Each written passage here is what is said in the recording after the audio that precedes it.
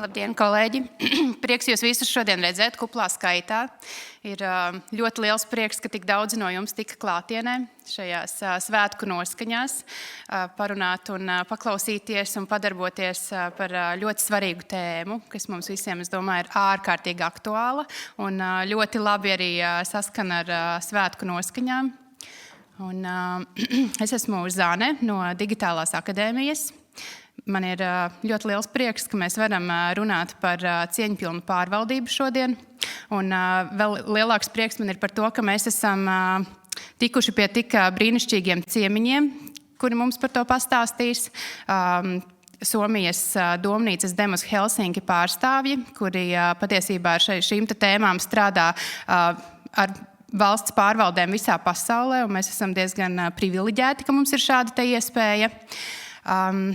Sveiciens arī visiem, kur ir online.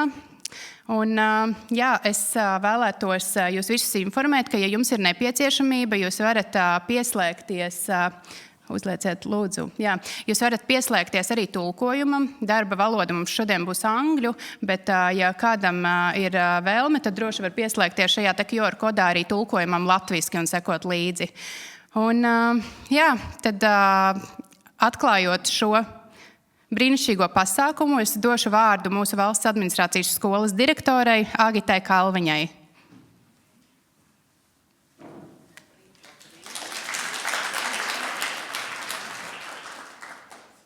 Es laikam šotad ņemšu mikrofonu. Labrīt visiem. Tiešām liels paldies, ka esat pie mums klātienes pasākumā. Pazīstamas sejas un dažas nepazīstamas. Es gribu iesākumā nedaudz atgriezties vēsturē, jo Demos Helsinki komanda nav pirmo reizi Latvijā. Tas bija tālais 2017. gads rudenī, kad arī tad valsts administrācijas skolai bija projekti, un mēs gribējām kaut kādas jaunas pieejas un metodas parādīt un sākt viņas iedzīvināt. Un mums bija pirmās mācības un darbnīcas par politikas dizainu, kas bija tāds jauns un inovācijas valsts pārvaldē. Tas bija kaut kas pilnīgi jauns tanī brīdī. Tagad jau mēs visi esam pieraduši, lietot šo vārdu inovācijas un eksperimentēšanu valsts pārvaldē, bet tas bija tāds pats sākums. Un tas bija tik tālu, vai ne? Tas bija citā dzīvē, viss bija citā dzīvē pirms Covida. Un mēs iesākām strādāt ar šo tematiku, un pēc tam mums bija vairākas lietas, arī ar citiem sadarbības partneriem, bet Demos atgriezās vēlreiz pie mums ar mācību programmu tieši politikas plānotājiem par politikas dizainu, un mēs sākām veidot jau tādu iekšējo ekspertīzi šajā jomā, un daudz ir padarīts kopš tā laika. Mēs daudz apmācījām cilvēkus publiskajā pārvaldē par dažādām metodēm. Un tad mums arī ir izveidojusies inovācija laboratorija valsts kancelējā, kas tā kā politiski ir atbildīga un vada šo procesu un arī organizē sprintus, un mēs turpinām mācīt un organizēt ļoti daudz projektus šajā jomā. Un tas viss jau ir par tādu vissvarīgāko lietu, kam mēs vispār esam publiskajā pārvaldē. Būt efektīvi pakalpojumu sniedzēji sabiedrībai, veidot politikas, kas tiešām darbojās. Un tas nav vienkārši uzdevums, un laiki iet, un metodas mainās, un arī mainās situācija. Bija vienas lietas, kas notika līdz Covidam, pēc tam nāca atkal jau jaunas lietas un satricinājumi mums kopā un jauni izaicinājumi, bet tas mērķis ir un paliek tas pats, vai ne? Būt efektīvākiem, mazināt birokrātiju, strādāt labāk, pievienot vērtību ar to, ko mēs darām. Un nevienmēr izdodas, vai ne? Es tā padomāju par tādu varbūt salīdzinājumu, kad mums ir kaut kādas sarežģītas lietas ar mūsu privāto dzīvi un veselību. Mēs mēdzam slimot, un mēdzam kaut kādus ātros risinājumus rast, kādu tabletīti, kādu plāksterīti, un lai varbūt tas mums palīdz, un varbūt mēs arī tā diezgan veiksmīgi jūtamies, ka esam izvesļojušies. Bet ja tās problēmas ir nopietnas, tad tas droši vien nedarbojas. Jūs noteikti to zinat. Stāsts ir tomēr tad jau mainīt domāšanu un dzīvesveidu. Un es domāju, ka kaut kas līdzīgs man tā kā asociējās arī to, kā mēs varbūt brīžiem mēģinām risināt, jautājumus arī publiskajā pārvaldē. Jā, mēs atrodam veidus, kā kaut ko uzlabot, vismaz uz īstermiņu, un tas arī ir svarīgi, bet ne visas lietas iedzīvojās un ir rezultatīvas ilgtermiņā. Un tad varbūt stāsts ir par to, ka mums jāpaskatās nevis uz tām metodēm tikai, ja, bet par to, kā mēs domājam, kā mēs jūtam, pie kādām vērtībām mēs pieturamies savā darbā, kas mums ir svarīgi, un kādu kultūru mēs veidojam. Jo tikai jau tādā atbilstošākajā kultūrā mēs varam panākt to labāko rezultātu. Un tādēļ mūs ļoti uzrunāja, un arī Demos Helsinki ar ļoti daudzām lietām ir darbojies pēdējā laikā, un tieši tā kā Zana teica, viņi ir viena no viszināmākajiem, teiksim tā, cilvēkiem, kas atrodas priekšplānā ar jaunākām metodēm, idejām un konceptiem, un mūs ļoti, ļoti uzrunāja vārds humble, tas ir, mēs viņu iztulkojām kā cieņpilna, jo šim vārdam, protams, angļu valodā ir tāda ļoti dziļa nozīme, ko ļoti grūti pārnest uz latviešu valodu. Ja? Jo tas humble sevi ietver gan to, ka mēs dzirdam un sadzirdam, kas citus cilvēkus un vajadzības, mēs esam pieticīgi tanī, kā mēs redzam lietas, uztveram, ja? Bet vienlaicīgi mēs ar cieņu izturamies pret citiem cilvēkiem, pret citām organizācijām, pret sadarbības partneriem un pats galvenais pret cilvēkiem, priekš kuriem mēs strādājam. Un tāpēc mums ļoti, ļoti patika šis koncepts, un mēs nolēmām, jāpamēģina mums pieslēgties pie šīs tēmas un paskatīties, vai mēs nevarētu arī tā pamēģināt, ja, caur šādu prizmu, paskatīties uz lietām, padomāt un varbūt pat kaut ko pamainīt. Jo galu galā tas stāsts tiešām ir par vērtībām, par to, kas mums kopā visiem ir svarīgs, par sadarbību un par kopā radīšanu. Un mēs jums šeit esam palīgos, ja? Mēs vēl aizvien esam ar diezgan pieklājīgu finansējumu digitālajai akadēmijai un valsts administrācijas skolai, un tās nav tikai mācības, bet mēs tiešām atbalstam dažādus pasākumus, projektus, ja? Un lūdzu, vajag izmantot to šobrīd, un arī šim pasākumam mums tomēr būs turpinājums, par ko mēs beigās jums izstāstīsim, ja? Bet tad mēs gribam iesākt šādu tēmu, un ar viņu arī kādu mirkli padarboties. Paldies, ka esat ar mums. Mēs ļoti ceram, ka jums patiks, un jūs būsiet šīs idejas arī nesēji. Jā, liels paldies Agitai. Tad es arī novēlu, lai mums visiem šodien ir jaudīga un vērtīga diena, un tad ķersimies pie darba. And I guess now is the right moment to switch the language, because today, as I already mentioned, we are talking English because our guests are talking English. So yes, it is my great pleasure to introduce you to our amazing speakers, Mikko Annala and Teo Kokss.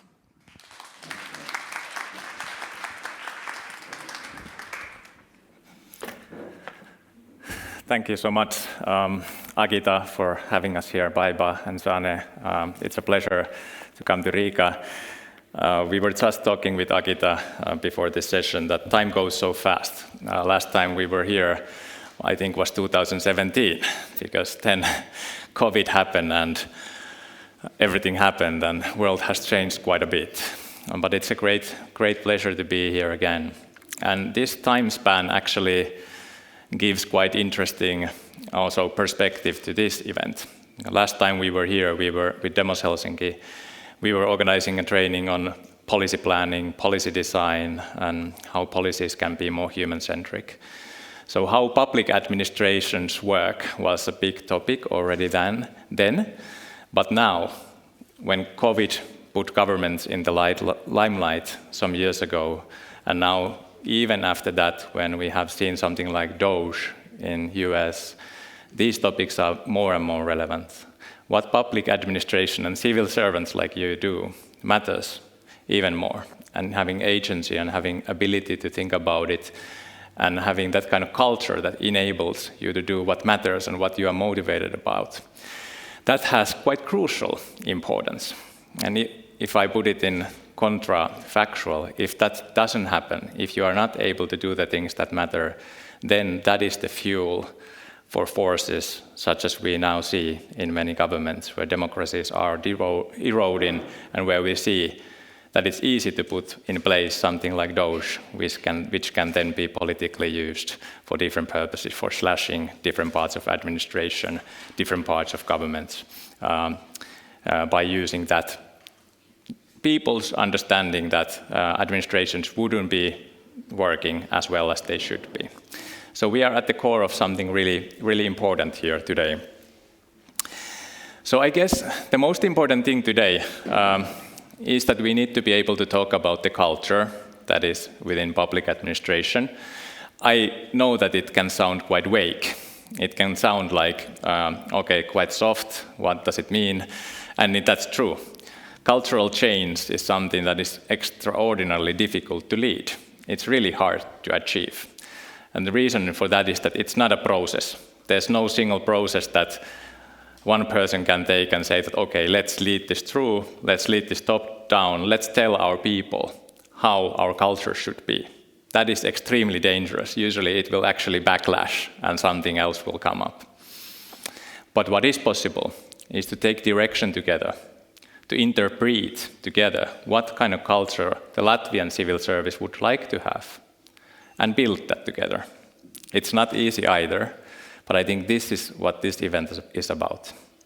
So we want to talk about matters such as collaboration, agency, taking accountability, leading together. And why we picked humble approach to be the core of this event is that this approach encaptures quite many of these key components that culture that can thrive in 21st century in civil service has. So that's what we are going to talk about today. We are going to keep this quite interactive. It's me and Theo that is sitting here. We are going to give you a few presentations, but we are also wanting you to talk. We want you to be part of this event. We want actually to hear from you. What do you see in our slides? What do you see in our thoughts? And how do you think they might work in Latvia? We both come from Demos Helsinki, which is an independent think tank. We come from Finland. Our only office is in Finland, but we operate globally. We were founded 20 years ago. Actually, next week we have our 20-year celebrations. I heard Latvia had celebrations 2 days ago, so we are close by. Congratulations, by the way. We run about 100 projects around the world in 30 different countries. So most of our work is outside Finland, about 20% in Finland and the rest of that elsewhere, mostly located in Europe. We are not for profit. We are completely impact-driven. So that means that every project and every effort that we do needs to connect to our impact model, and we need to see some kind of potential for impact. So in other words, if there would be a lucrative project given for us and we wouldn't see that we can do a dent, that we are valuable there, we can be valuable there, we wouldn't do that. We have wanted to say that we want to lead societal transformations, and that the point of that is to say that we want to be honest, that we have some kind of agency and responsibility. If the world is not going to a great direction, it's partly because of our fault. But also it puts us into a position where we have to think what makes sense and how to achieve change in society. We don't have a strategy, so we basically are run by our people. We have 75 people at the moment. Every year, a couple of times a year, we sit together, we elaborate what our direction should be, and we decide together how to go forward. We don't have a strategy because we believe that if you take societal transformation seriously, there is no ABC. There is no way forward, which also probably connects to your work as well. Quite often you are in a situation where there's quite a lot of uncertainty around you. But it doesn't mean that you can't be systematic. This is our impact model. Every project that we do connects to that model. It has 5 leverages: governance, agency, technology, infrastructure, and economy. We run our 100 projects All of them connect to these leverages. We call them interventions, and we believe that if you work hard, if you are able to make the interactions connect with each other, you are able to push the leverage and contribute to societal change somewhere. Just to give a glance, who we work with, so ranging from different governments to cities, to city networks, to European Commission, corporations, public administration schools. Anyway, we don't have a scope, so where we see that we can contribute and make a difference matters. This is it on a map. These are some of our partnerships around the world, which just gives the illustration that there is no real geographical scope either. And here we also see Latvia highlighted. We've been working with your public administration school and a couple other entities a couple times before as well. Final thing I'll show is about Demos is that we also have a research arm.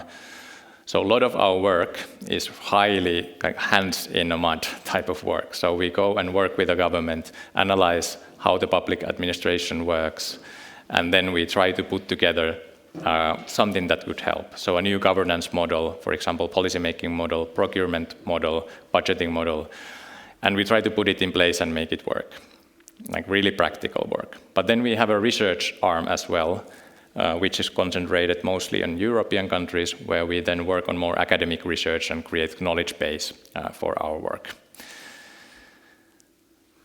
But mostly it's about people, being joyful.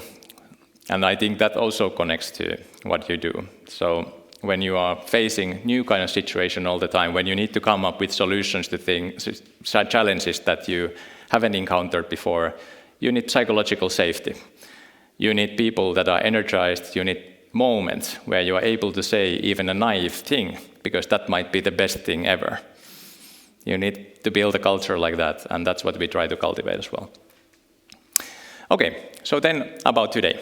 So we are going to talk about humility, humble.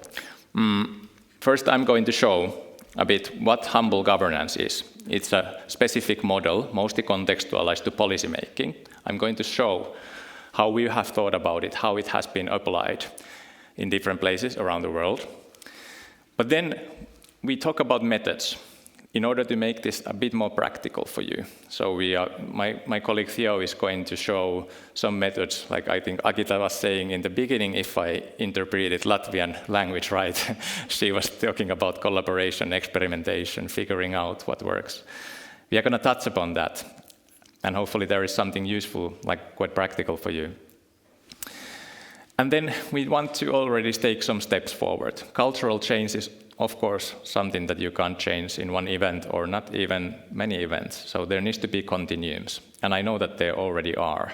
So we are going to talk about a bit how can you take these kind of approaches to your daily life and what kind of activities there are that within the public administration that are connecting humility and these key components already to your work and how the public administration is changing.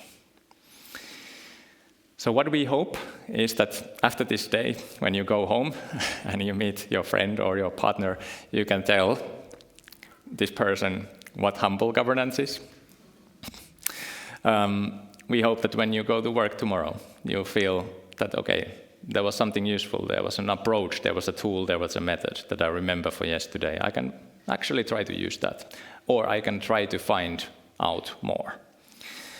But maybe most importantly, as it's really, really hard in one event to actually get to the bottom of like serious matters, the most important thing is some kind of feeling that change is possible, some kind of practical ways of understanding how change is possible and knowing where the continuums are and how you can be involved if you feel that this is your thing to be involved. So that's the cultural layer here. Let's see how this event goes and where we get. Then a little bit about the spirit of today. So even though I'm speaking here and it looks a bit formal, I'm not a really formal person. The suit is failing to give the right impression. So be proactive. there are a lot of moments where we are going to ask about your opinion. Of course, if you don't feel like talking, you don't have to. But we are also trying to make that easy for you, putting you in groups. Also, there are digital ways to interact. You can ask questions, you can disagree, but most importantly, try to make interpretations of what I say. Like, what would it mean in Latvia? Because I don't know. I can tell you what could it be, what is it elsewhere, and what might be useful for you, but you are the ones who build the culture. So act accordingly with that thought, and then I think the results will be good. On the level of agenda, first I'm going to talk in order to get us on the same page. We are going to interact during that talk a little bit as well. We have a break, and then we start talking together, having group discussions. In the afternoon, we dive deeper to the methods. My colleague Theo will be showing you what kind of ways there are to practice humility in government and public administration. Again, we have different kind of reflections upon it, and we try to make interpretations on the culture, like what would it mean in your mind, as your mindset, as your way of thinking, as your way of approaching matters in your daily work. Okay. Are we set to go? Akita approves, so for now we are safe. So, all right. So, humble governance. So let's take a moment and dive deeper, and you can lean back and listen.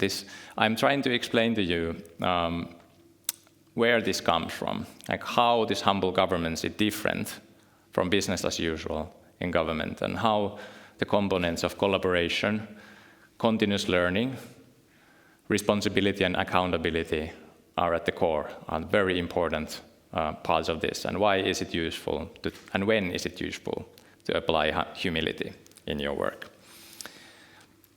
Let's start from the very big picture. So as I said in the beginning, our bread and butter at Demos Helsinki is to go from a government to another, or a city to another, and we try to really understand what's going on. We try to understand why the administration, its processes, its functions are built like they are, and why, in many cases, they are not giving the best results, why people might be demotivated, why they are doing things like they are. And taking some aggregate observations from here, my feeling has been after these 10, 15 years that governments are not built in a wrong way. They don't have incapable people. Public administrations are not built wrong, but a lot of their processes, their culture, their functions have been codified really long time ago. Even the more new governments, they have taken their administrations and the institutional premises from the books that were written a long time ago, or copied them from somewhere else. There are strong assumptions of strong hierarchies, there are siloed operations, there's lack of collaboration, there's a lot of premises of, for example, assuming that things will go in a linear way. These lead into leaders, for example, having to assume and act that I always know what's coming next, I know what to do. How does that, for example, work in a world where there's a lot of changes all the time? Power has been dissolved to many actors in society, collaboration is required continuously, and so forth. Typically, quite badly. There are still areas where it works really well, and that's great. But there's a growing amount of situations where it's not. Some of the ways of how public administration is built dates back to even Napoleonic times. So how can that serve the purposes of these days? It doesn't go well. That's the reason. Not because it wasn't built well, but because it was built mostly in the industrial times. If you look back 100 years, 150 years, 200 years, the role of the government and role of the public administration often was to create order in society. Those were really turbulent times. Wars were something that happened every week, every month. Diseases came. Fires broke out. There were no one to take care of them, or the ways of doing that was really poor. The one who was able to create some kind of stability flourished. Of course, still in our daily lives, stability is great. We want that. But these times are also a lot about transformation. There are big drivers there now, transforming our societies, the way we live, whether we want it or not. And when crises come, where do we look towards? We look towards the government, and what's behind the government? Public administration. That's still how it is. So the public administration needs to be able to steer transformation while, as it is, also preserving stability in society. Then we see quite a lot of backlashes already taking place. If you look at the newspaper, every day there's something about AI. Some of the biggest headlines are about AI. And quite often these headlines are embedded with worriness, troubled, feeling uncertain. There are surveys showing that there's not so much excitement about that, perhaps the most transformative technology that's out there. We are feeling worried. Will my job will be replaced? Or will this industry disappear? Or are the robots dangerous? There's a list of these questions. It's very different than it was in the dot-com boom, for example, when everyone just had a business idea and there was a lot of energy. Then, obviously, we have the decarbonization efforts.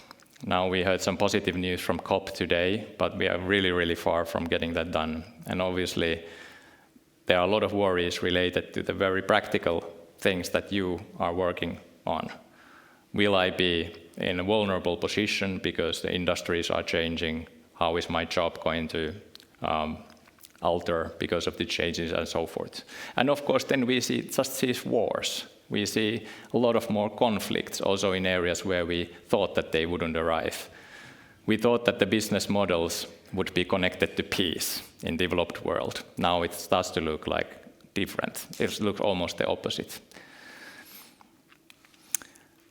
And one more thing on a bit more worrisome note is that these things are not going away. We are looking at climate change, we are looking at the digitalization of the whole society, all of its layers. We are looking now at the geopolitical reorder of the world. This slide basically means that there will be shocks, there will be crises. So if there's still someone who believes that, okay, well, these few politicians will be out of power soon and the old stuff will be back, that won't be the case. There will be more until this transformation is over. Why I speak about this here is that that's the landscape that we often don't think about in our work, because we are worried, and we should be worried and thinking about the more close things that are close to us and important to us. But this is the landscape that defines those things as well. And when I was thinking about Latvia and talking with your colleagues and reading about Latvia, I was thinking you don't have an easy job. You have a lot of tricky problems to solve as well and work on. And actually they are quite similar to many other countries. Finland and Latvia is not too different. Many of the demographics look the same, the size look the same, the size of economy looks quite similar. Also the problems and challenges and opportunities look relatively similar. Public trust, we have seen in many Western countries towards democratic governments has been decreasing over the past decades. It's quite low in Latvia as well. It's quite well documented that for some reason people also have trust issues towards civil service, despite a lot of great work being done there. How do we improve this? If we don't, what happens to democracy? And what happens to the things that we consider most important around us? There is the demographic decline. You have a pretty similar profile to Finland, for example, more aging people, less people in the workforce. Immigration could fix that, but immigration is politically challenging, integration is challenging, all those things. How do you fix that? How do you keep the demographics in shape? A lot of uncertainty on energy. What's the energy price going to be? How is it produced? Who produces it? Who imports it? But then opportunities as well. Like the renewable sector is very promising. There's a business opportunities there, definitely for Latvia as well. But how to gather around these questions, how to collaborate so that you can grasp the opportunities.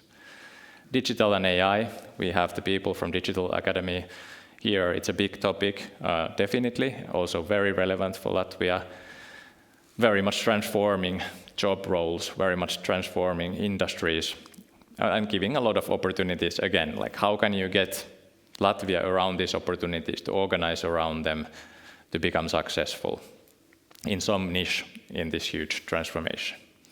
Industrial policy, some of the old industries going down, some of the more traditional industry not benefiting from the shift. But then again, the geopolitics shift is now real. Clusters are being born, new alliances are being made as we speak. How can you create those alliances? How can you create the clusters that can create successful niches in the global economy? Again, it needs proactiveness. It needs collaboration. It needs continuous failing and learning all the time. If you were a prime minister and you think about one of these questions, who would you call? You wouldn't have anyone. You wouldn't have anyone. And that's the nature of these problems. You put them in a silo and you are already losing the game. Because AI is not about employment only, but it is about employment. It's about all the sectors, or most of the sectors.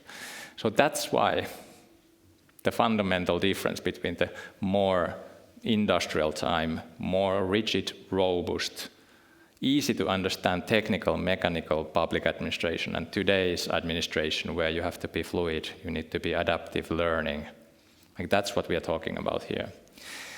So there's no easy fix. I wish I had a slide, next slide, like do it like this and everything will change. But no, but there is, of course, ways to move forward. Everything that human has made can be changed. And so can the public administration, and so can the culture in public administration. And today we talk about the culture. We talk about other things as well, but the core is around the culture. So we heard and we learned that you have done, the school has done some surveys, OECD has done some surveys on what motivates people and what's connected to motivation and well-being in public administration in Latvia. And the biggest reason there, biggest result is that it's having a purposeful job, it's having tasks that are basically feeling purposeful and feeling something like you are doing something that matters. And doing things like in a way that it feels relevant and you are creating change. So it does matter, and the public service in Latvia wants to do things in those ways. We have been speaking with your colleagues, and these are roughly the words that come from you. And these are kind of the words that also come when we talk about the challenges, like what are usually at the core of the challenges in public administration. So sometimes there are strong hierarchies. You feel that you are not able to do the thing that you should be able to do. There should be more possibilities to feel that you have agency. You have a role. You are able to lift your chin up and play a role in the question that you are trying to address. The siloed administration and strong roles that usually exist in bureaucracies, they lead into situations where we typically try to do the tasks that are put on our table. So from there we should be able to move to a culture where it's a culture of responsibility and accountability. What matters is to get that thing done, what needs to be done. So that should be the driving factor. Again, organizations. In my mind, organizations are like mediocrely good way of organizing around a matter. They are okay, but they have a lot of problems. They incentivize people to do things to serve that organization. While as the organization in the first place was established to do something in society, to get something done. But quite often we serve the organization. So from that mindset, we should be moving towards acting as one public administration, acting as one government and delivering good things for people. Okay, it's easy to understand things as linear processes, and a lot of the things that you do, there's a policy process, there is a recruitment process in HR, there are recommendation processes, there's how you do programs, they seem linear, but in reality, it's a mess. A surprise comes, minister wants something different, public opinion shifted because there was something in the media, and you need to change all the time. But that doesn't show on the paper, and that doesn't show as the culture. And that's why you need to be acting often. Like, nothing happened. We went according to the process and the program that was agreed. So that's the problem. So basically there needs to be culture that embraces and understands that yes, there are surprises, and we go and we learn. Often we need to know the answer in whatever situation it is. I think we get the taste of that after this when we get an interview by the public administration school, where we need to tell things ad hoc to the interviewer. But more seriously, you often have to tell to your boss. You need to tell the minister. Minister needs to tell to the public. But in reality, there are a lot of matters that you don't know about the answers. That should be in the culture. In some situations, you should be able to say, I don't know, let's figure it out together. Finally, instead of individual expertise, what you know or what the people nearby you know, that's very much grounded again on the hierarchies and on the silos that have been built there. We should be able to tap to the collective intelligence. So what everyone knows, what people around your administration know. Okay, very easy to say like these things, but how to do in practice? And how do you actually feel about these things? So I would like to stop here for a moment. I would like you to think, how does this feel like in Latvia? Are you already perhaps exercising some of the things that were on the right side? Or does it feel like you are more on the left side? How can the Latvian public administration move towards the right side on this slide? Let's take a moment and you talk with your friend next to you, or if you don't have a friend, find a friend close by you. Let's take 5 minutes and then we talk. I'll put this on the slide so you can see. 5 minutes.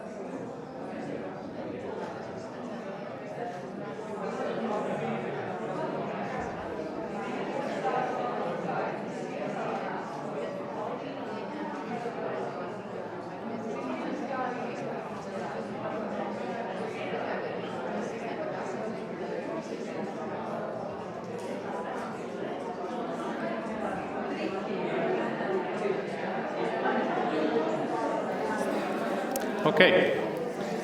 I see a lot of talking happening, which is great. So let's take few observations, questions, opinions. My friend Theo has the mic, so just raise your hand up. What did you talk about? Very low threshold. If you spoke about what the heck is humble, that's also that's one good question as well that we can address. Over there. So I joined the state organization just this year. Yeah. So I used to work as a scientist before and as a private practitioner in legal practice.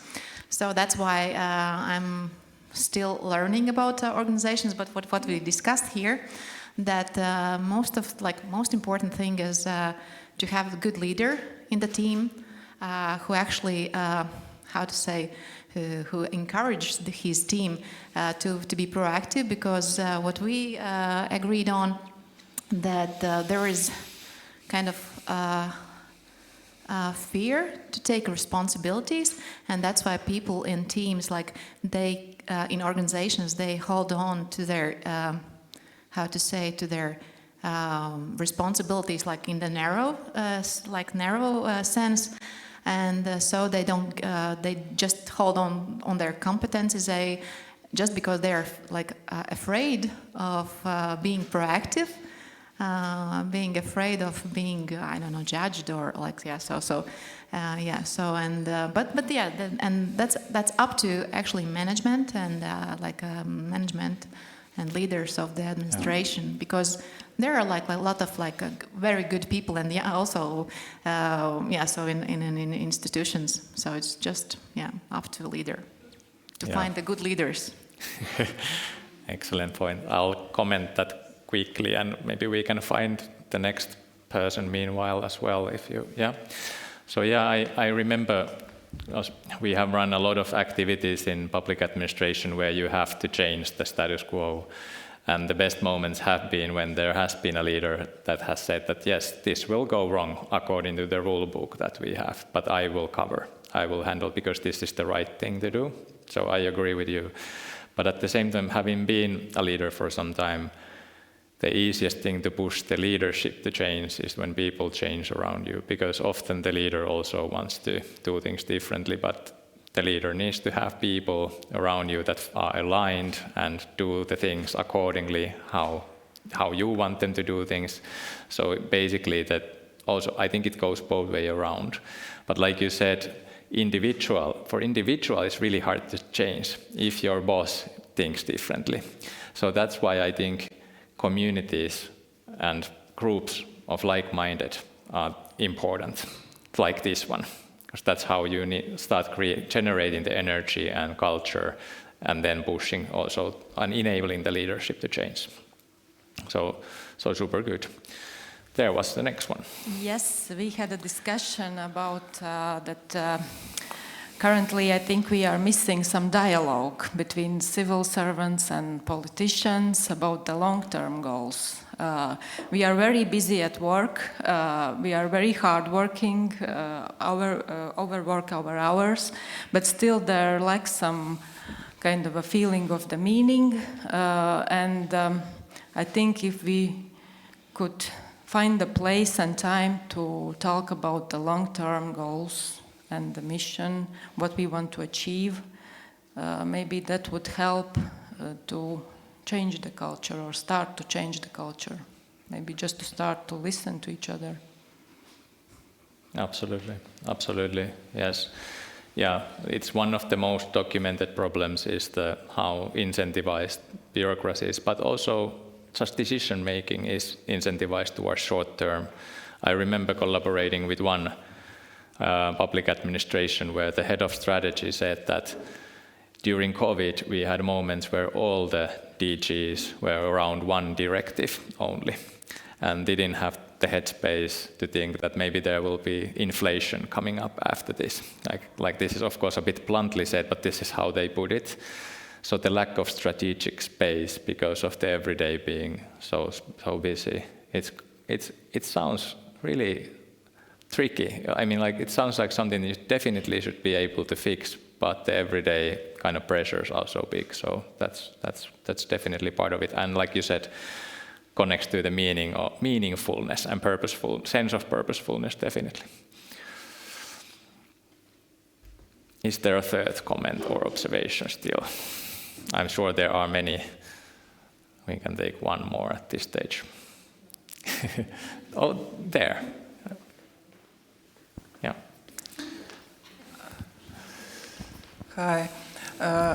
On our table, we mostly come from very hierarchy agencies, police, penitentiary, and can you imagine?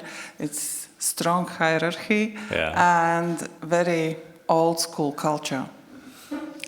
And now police and penitentiary, they're staying on the edge of changes, this pension system change, and people are afraid. Yeah.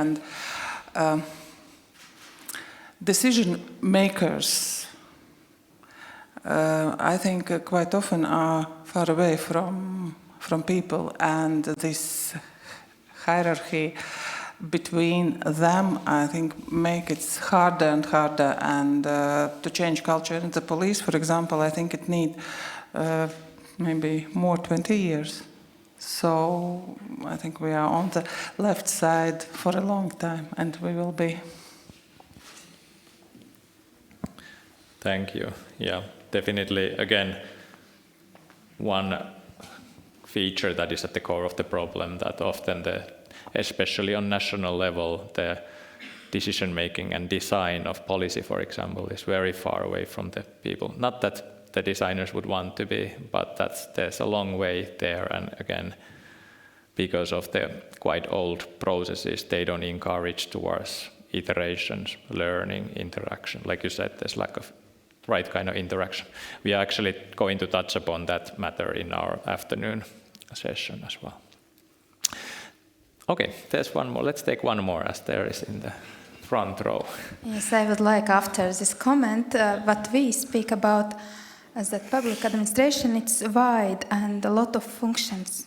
Yeah. And we think we will be always somewhere in the middle, because it's not the wrong side or very good side, because some functions need this linear process.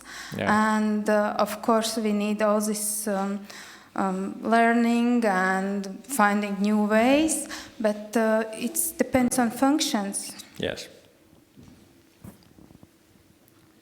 I really like that comment and couldn't agree more. And it's super important to emphasize that not all the old ways of working are ill-equipped, or things shouldn't be, in a way, exploded at all. There are a lot of situations where the linear ways of working are the best ways of working. The strong hierarchies are the best ways to go about it. Usually, if I put it in a really simple terms, and then there's some exception to this for sure, but once there's a lot of predictability, you've done something before, and basically it goes really neatly according to, for example, the administrative structure. Those means are the best ways of doing things. You shouldn't start experimenting. You shouldn't start collaborating with all the different ministries or agencies. Just kind of do it. So it's good to start recognizing what are the situations and what are the ways, what are the challenges where it's better to think differently.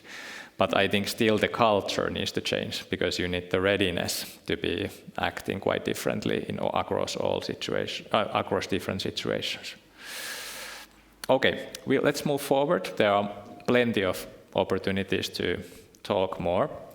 So what's clear is that now, again, talking about the culture change and the need of that, like, you are not starting from scratch at all in Latvia. There are a lot of interesting, promising, and already quite mature activities existing and in motion.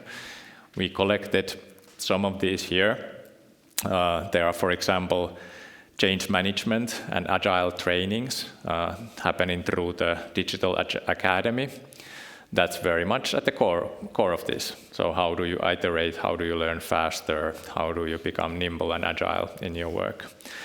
There's digital transformation, data, AI, there's plenty of programs there. So basically those programs take the approach of utilizing data, utilizing AI in public administration work, connecting that to societal needs. And basically that's, again, about these approaches and that culture already. Then we are organizing together on humble governance some trainings in the beginning of the year, which is a bit of a continuation of this work.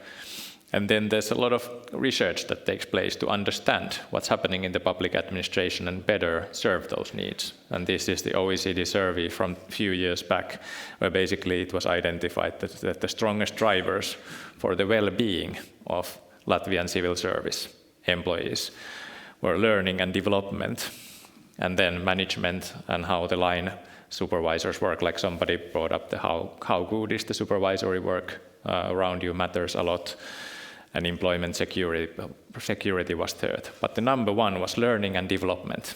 You want to do meaningful work and you want to do it right. It's basically the thing. So there's a really good foundation, definitely existing. And then the next question here is how to ensure that these efforts build on each other, that they wouldn't remain as individual efforts, they wouldn't fade away and so on. How do the learnings accumulate and how do you form a group that takes forward the culture and make it vivid and make it spreading? And that's where we, in a way, come to this event. Because we wanted to, then when we were speaking also with Agita and the colleagues, that this humble approach that I'm going to introduce to you next can be something that you can use as a framework for interpreting how these cultural elements can work the best in Latvia. How do you see that the culture should be transforming and changing and evolving over time? So don't take the humble governance approach as something that I try to give you and you should try to adapt, but as something that is a prompt, as a framework where you can potentially take something that is useful for you, as a framework that you can potentially connect the features in culture that you want to have permanently or more permanently in Latvian administration. So now towards the humble governance.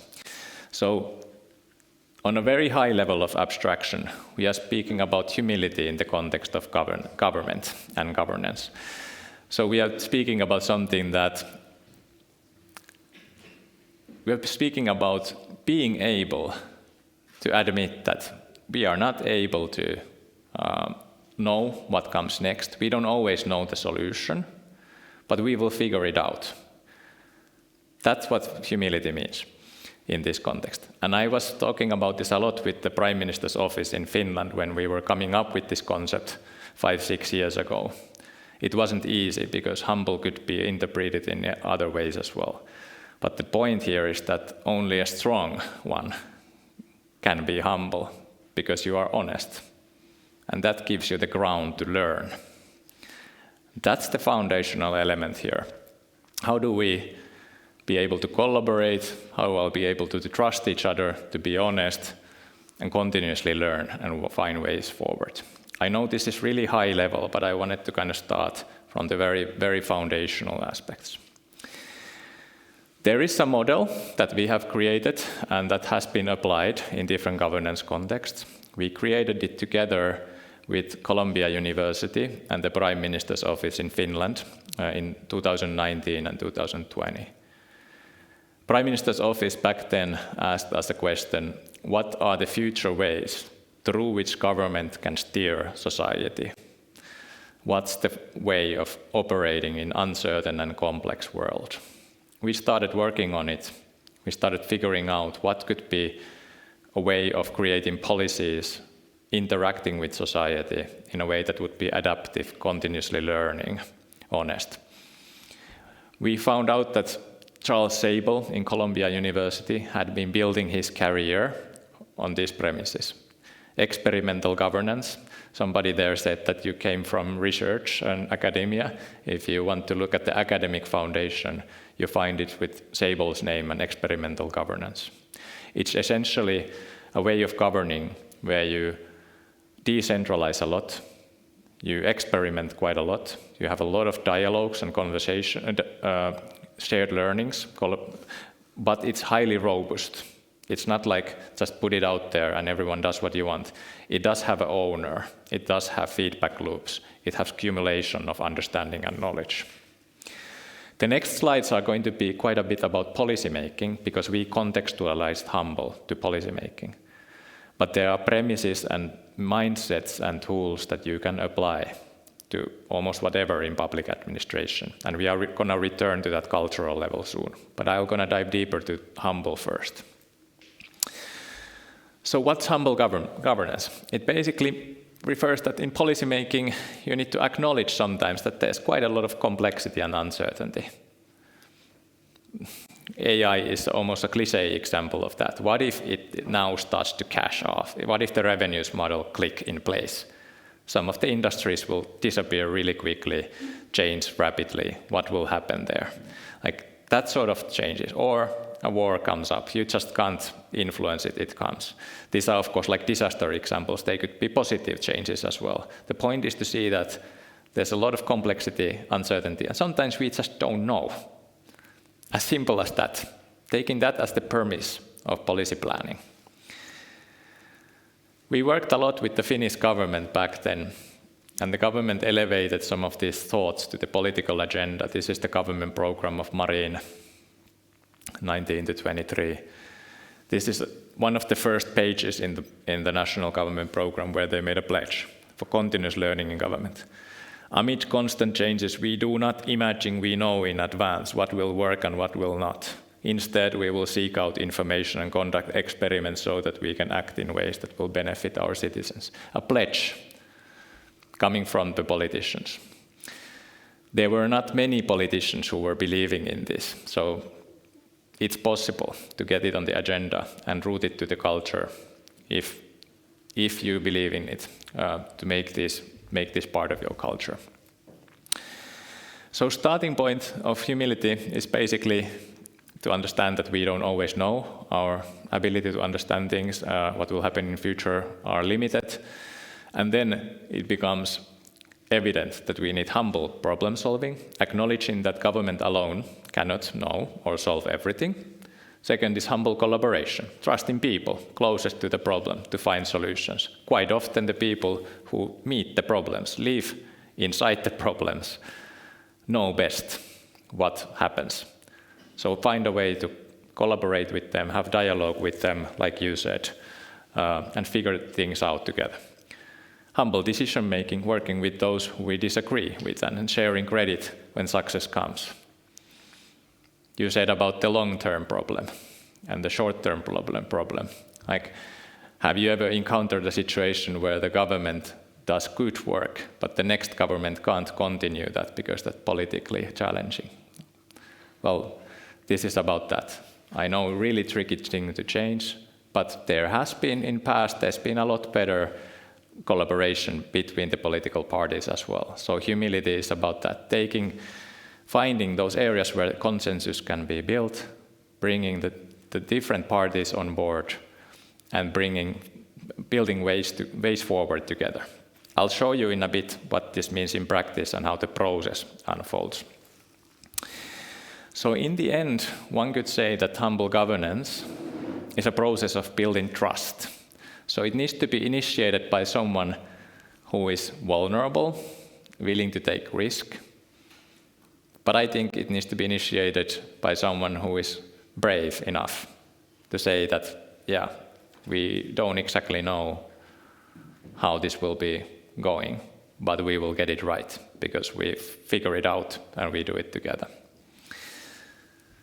Then you build trust. You find an area of thin consensus. And this is a very deliberate wording, thin consensus.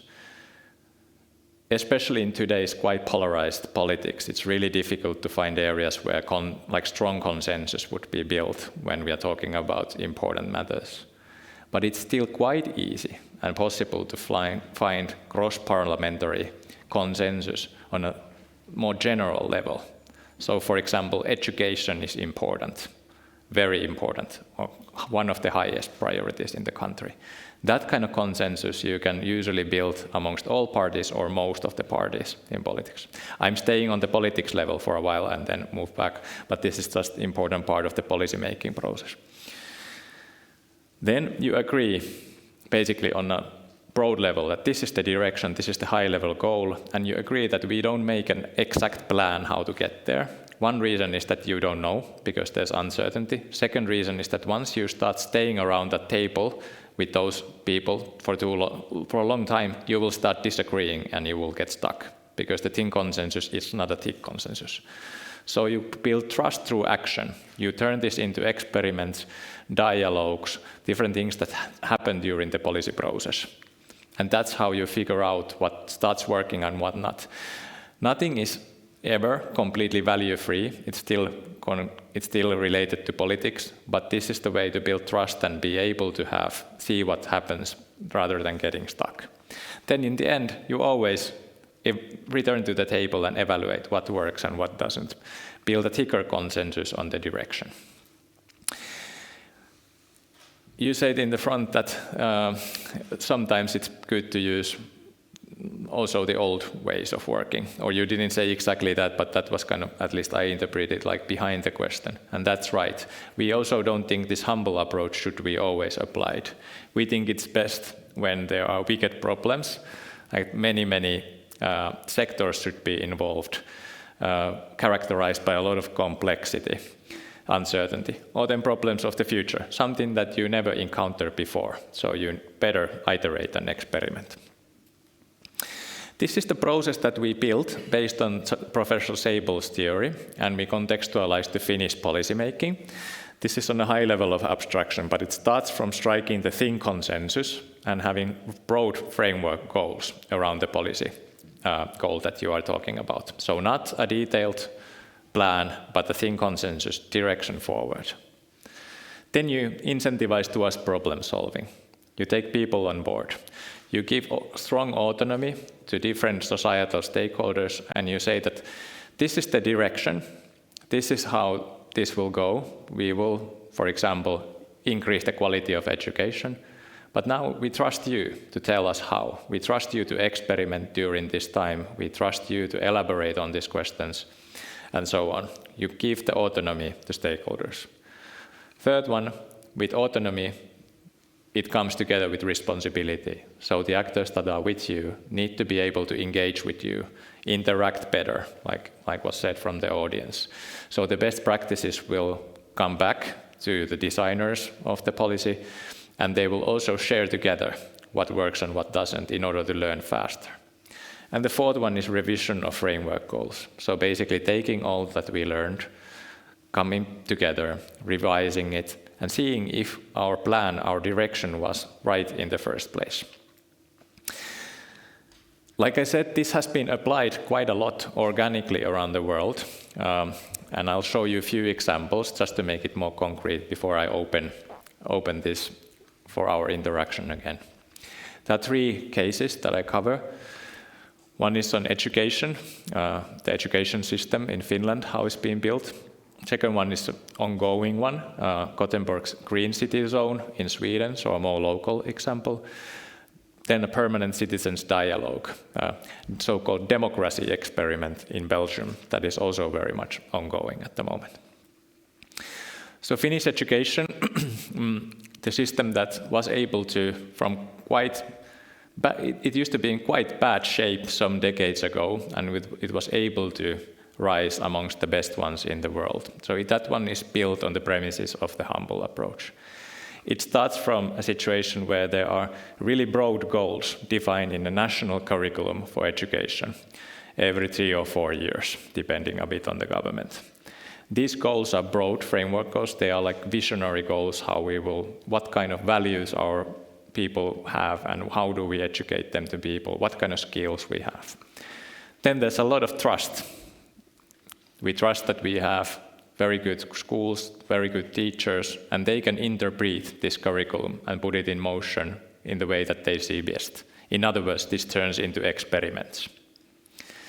There are no standardized tests, but there's a lot of effort and resource put to teachers attending peer learning programs and building this fabric of collaboration and culture where they share what works and what doesn't in order to learn faster how to interpret that curriculum and make it successful in the country. And best for the people, not for the success of the country, but for the students, for the pupils. And then it comes back to the agency of education and then the ministry, which together are in charge of the national curriculum to revise it and make it happen, improve it for the next turn.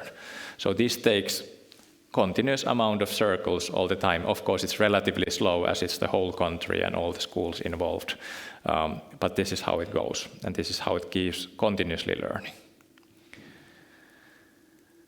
Then there's deliberately, consciously I chose an example that is very different, and this is from a city level in Gothenburg. And those who have been following the city decarbonization situation know that in the end, very big part of the decarbonization of cities come down to mobility. It's just a huge part of the emissions there, and at the same time it's really tricky to change because you have national level legal and regulatory frameworks, then you have usually regional and you have city level. It's about technology, it's about habits, it's about business. It's a really tricky multi-level governance problem, but it has to change. So the city of Gothenburg has taken this humble approach as their main way forward because it's impossible to plan this thing. It's just really, really hard. So they decided to say that, okay, we do what we can, we take agency, we put together these areas, special areas, where we basically create a spirit of experimentation, of humility, where we are able to test what works and what doesn't. We invite big corporations here, we invite the government entities here and create alignment on let's be the first place to truly decarbonize mobility. So here the thin consensus is to reach net zero as soon as possible. It has taken a form of as soon as 2030, which is really tricky. Then there's a lot of incentivizing towards solving the problems together. So Volvo is on board, some of the biggest corporations are on board, the regulatory bodies are on board, and the city, of course, as a test bed is on board, and many others. And then you are able, once you have that spirit and the culture, the alignment together, the regulators also understand that we are not supposed to just provide oversight, but sometimes we are there to enable and make this work. So they are testing things like wireless charging, mobility hotels where you provide different kind of means of mobility from one place, regional logistics hubs and so forth. And the secret sauce is here that the corporations are coming screaming in because there's somebody who enables and actually encourages testing new things and taking accountability of security. Then there needs to be a lot of peer learning. So these are experiments, they are pilots. Some of them fail miserably, some of them work. So basically there's a lot of that experimentation and learning happening and also connecting to different parts of the world where different pilots are taking place. And then sitting around this target every year and seeing where we are. And now the estimate is that 2030 is possible. It's really tough. But the point is, of course, not if it's 2030 or 2031. The point is that something considered super hard can be done through this iterative and experimentation collaboration process. Final example of the humble approach, a citizens' dialogue in Belgium. So here the topic is basically democracy. As everyone knows, democracy was taken in the West quite as a given for a long time, and now we know that it's not. So what follows from this is that we, of course, need to continuously experiment with the forms of democracy. And how to do that, it has a lot of legal frameworks, it has a lot of different kind of things where our democracy is rooted into, so it's not the easy to do that. So here again, iterative, humble process has been taken as the starting point. There's a specific context for this pilot, which is the German-speaking people in Belgium, when it was started to acknowledge that these people feel that they are not feeling as strongly part of the society as they would want to, and they don't feel that the democracy was working there as well as possible. The other groups kind of recognize this, to say, okay, let's try something new on this one. And they put together two things: citizen assembly, which is, these kind of things exist all around the world, but this is still important. So members that are drawn by a lot, and members learn and discuss and debate and meet experts before then submitting proposal and potential solutions towards the parliament. But then there's also a citizens' council, now a permanent entity that determines the discussion topics, so acts more proactively and is able to take stances on healthcare, education, and housing, for example. How this went, according to the process, is that the thin consensus was that we need some kind of a model for institutional representation for these German-speaking communities. But what is it? No, we don't actually know. So let's start doing things and learning while we go. They started with the citizen dialogues, which is more like tested innovation around the world. It exists in many places, but then once they started doing this and understanding that this is a longer journey of getting this right, they started testing different mechanisms of how, for example, they have dialogues with politicians, how do they form recommendations that they are understandable and come with the relevant time, how do you interact with media in the right way, and so forth. Then, of course, again, a lot of learning, seeing what went wrong, what worked and what not, and also being connected to other countries where these kind of experiments are taking place. Then revision of the framework goal. So basically, at some point, they realized that, okay, this citizens' council who decide on topic, implementation of processes, and has structural links to parliament can be there more permanently. And now it's in place and has a place within the structure of decision making. And it's still continuing, this circle. Okay, I'm not spending more time on the individual examples, but now you have the gist of it. This is how it typically works and can bring quite good results. And in the end, again, bringing it to the higher level, it's about openness to not knowing. It's about figuring things out, learning through action.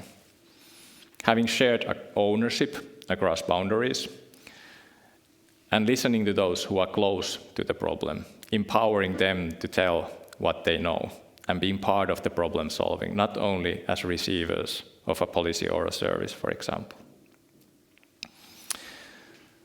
Okay, this is my final slide for here, just reminding about the culture, like how then can someone do something like this? And again, I'm saying, I'm not saying that you should be doing humble governance exactly, but I'm saying there's something there, definitely, that seems to be working around the world.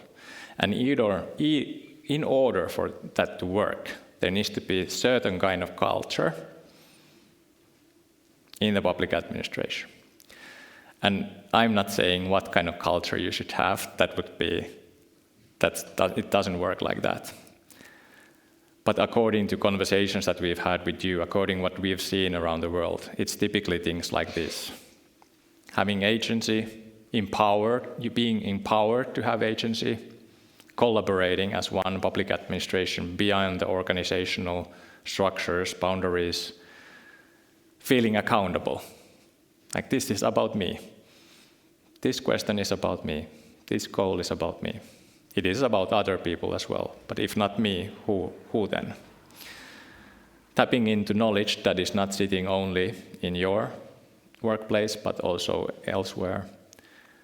Then that continuous learning and feeling comfortable of not knowing and figuring out together. We will return to these components still today, but now I'll finish speaking and I'll still take some questions from you before we move towards a break.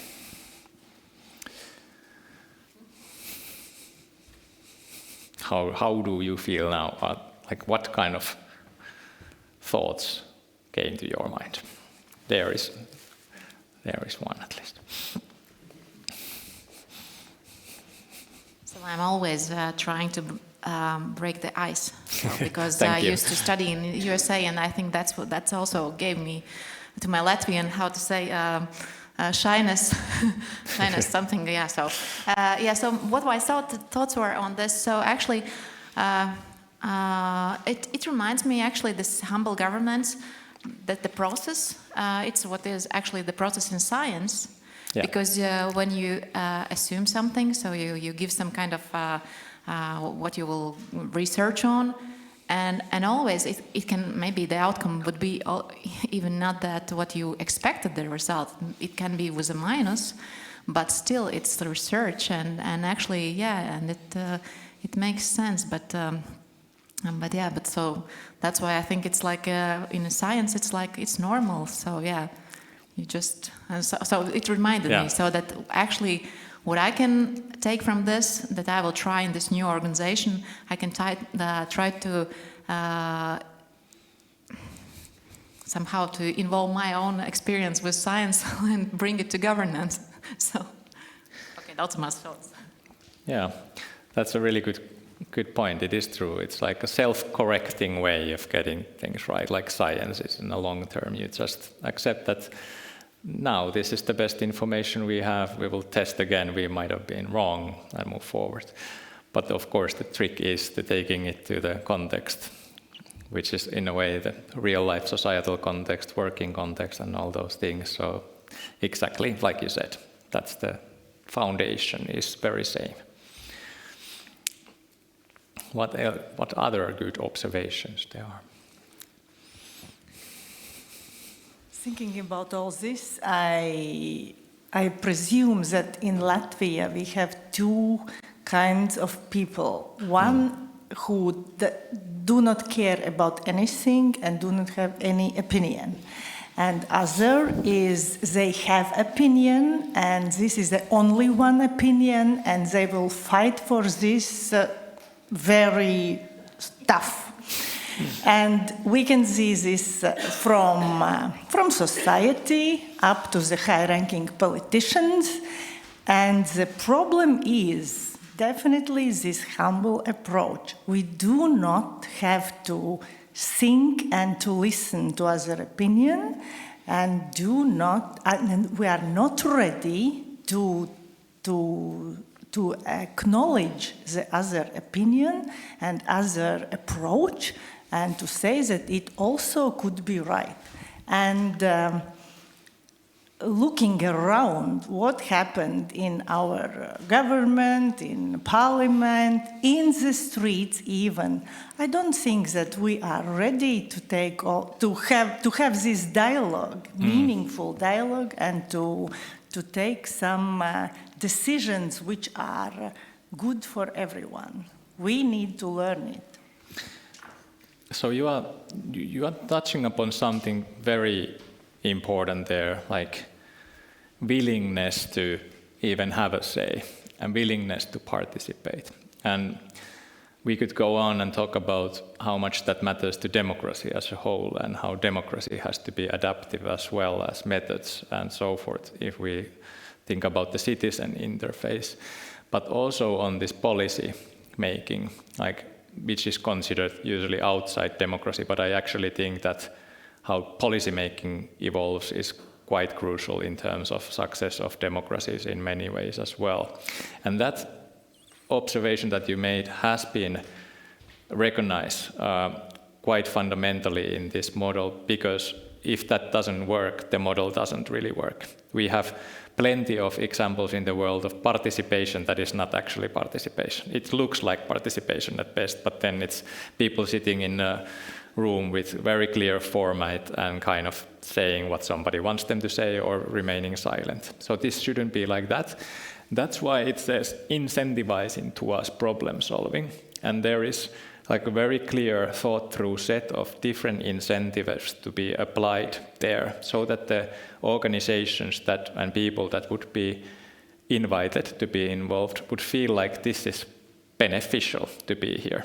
To give a really clear example of self-interest, this kind of model has been on the foundation of some of the climate-related agreements in the world, most famously the Montreal Protocol. And in that front, when the Montreal Protocol was the one that relates to the ozone layer, when we basically saw that ozone layer will be depleted, like we will be in trouble. This kind of model was applied back then. And how they got the corporations and industries on board was that they said that, look, there will be hard regulation to this. Like whatever happens, that will be there in place after some years. But not now, not yet. There's a number of years ahead of you. So be on board and you will be part of the policy process. You will be able to influence it up to some amount. The accountability is somewhere else, the power is somewhere else, but you will be on board and you can experiment. And in this case, it went really well that those, let's say, those who made our fridges and freezers said that, okay, we have these substances here that are problematic for ozone layer. We need 5 years to come up with something else. The regulators basically said that, okay, we give you 5 years, we want to have fridges. Like, that's it on the level of the most simple but true case. So the business incentive was there, the dialogue was there, and then in the end of the cycle, there were some industries and some products that said, we are not there yet, but we are trying, and then they got more time to be there. Now I explain this through a very business self-interest. I don't mean it always has to be like that, but it's just a clear example of incentivization that needs to be built really well. Good comment. Over there. Okay, some thoughts. I like very much all this approach. Looks very systemic and convincing. On the other hand, my question is about time, which we have. So when you're describing Finnish educational system, decades, I'm thinking, oh, wow, do we have decades now? I'm also coming from business, from artificial intelligence side. Right. And I see how everything is changing in months, not in years, not in decades. And that's tough, because we really don't have answers. Everything is changing so quickly. And it's also what resounded to me, you spoke about linear line. Of course, it's not linear today, it is exponential in everything. Yeah? So we cannot predict what will happen in 1 year, in 2 years, it's impossible. And then looking at this government model, maybe you can explain what to do with this speed and how it goes with the model. Okay? Yeah. And again, that question is also something that is very, very at the core of the matter. So how we have, well, first of all, no process works for everything, and also with this situation is that there can be something that comes in the middle of, for example, government term, and it would be too slow to initiate this kind of process in order to get that matter done in the best way. So the short answer would be that in that kind of situation, you would already have some kind of quite agile culture and infrastructure for testing things in practice, which I think the Digital Academy people are building with the programs and the trainings, for example, so that there would be adaptiveness. How we have thought about the government cycles and the time spans is that usually the government cycle is 3-4 years. So you would be able to do some meaningful progress that takes iterations during that time. So quite many policy processes are like that by nature that you can do. And then different kind of initiatives like digital can be also connected to the processes that are already ongoing. So AI in employment could be something that is just related to spearhead of employment. Then what's more tricky and where no one has exact answer is that some of the paradigmatic changes would require even more time than a government term, definitely, 2 or 3. If you look at, if it's true, you know this better as you are working in AI, but one hypothesis definitely is that significant amount of the labor force will be there will be some kind of drop in employment until we find new kind of ways to connect people to society and labor. Or the institutional work could be changing quite dramatically. So if that is true, then we should be looking at employment through different kind of idea of institution of work and employment and welfare. And reconfiguring that doesn't happen in 4 years, whatever you do. So, but the humble, in theory, the humble process, or actually in practice as well, but it's just not institutionalized anywhere optimally, but definitely it can work in that sense that if you get the political parties on board, you share the agenda, the thing consensus, and you move forward, and you also share the success. So in that way you are able to, or you have at least some foundation to continue on the next government term.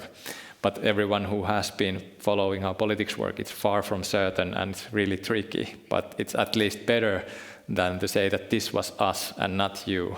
And then, well, I already got carried away. It wasn't your question, but these connect to each other. So, and Mikko, maybe if I can jump in and build on that a little bit. I think your question on time really also speaks to the importance of thinking about humility as a culture, as well as just a governance model and a process. Because you're exactly right that in some challenges, we may not have enough time to set up an entire process and, structure everything in the optimal way that we would like.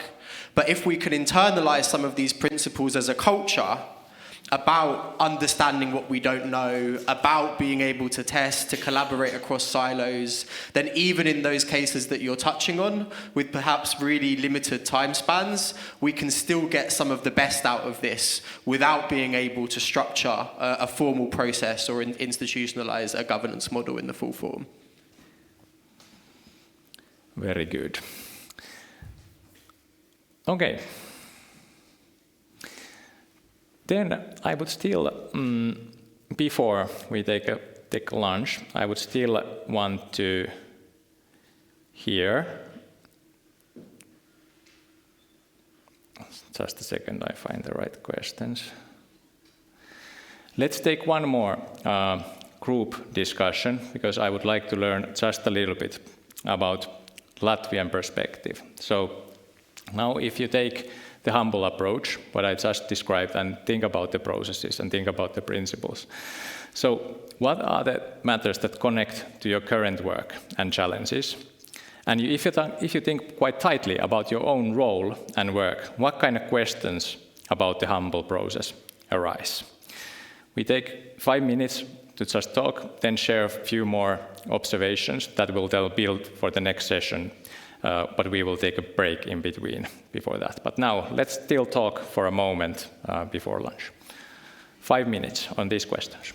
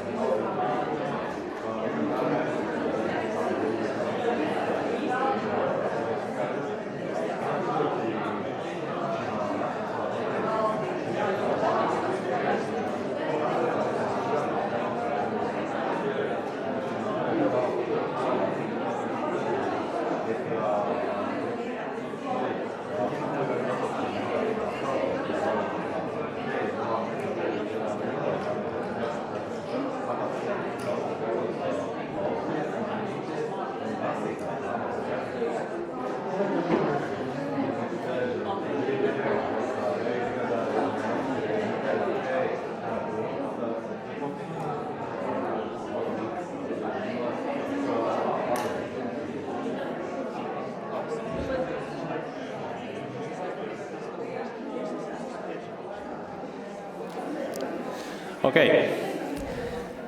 All right, so let's take the final points, and now as a bit of a bridge already towards the afternoon session, we are going to talk about your role and what you see in your work around you all the time. So there's a lot of talk, which is good, but let's listen to each other.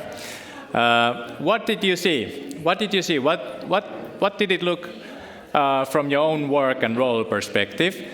And now I also want to encourage the people that are online that if you have comments or questions, write to the chat so we can also read them and you can come part of this conversation here. So now let's talk about what you see around you and the role. And the reason for this is that in the afternoon we move closer to practice. We move to those methods and practices that Theo will be going through. So this is something that we can digest upon a little bit on. So what kind of things you spoke about? Do you already practice humility in your work, for example? Or is it something that you find is not there at the moment? What would make you excited to try something like this? I'm just drawing different kind of questions. You can answer whichever. Go ahead. I will try to reflect on what we spoke about, was that there are attempts to test new things, how to work, but there are also fear if this trust and humbleness won't be misused, because it's a different way of work, of communicating, of building dialogue, and still there are fears, won't be misused. Yes.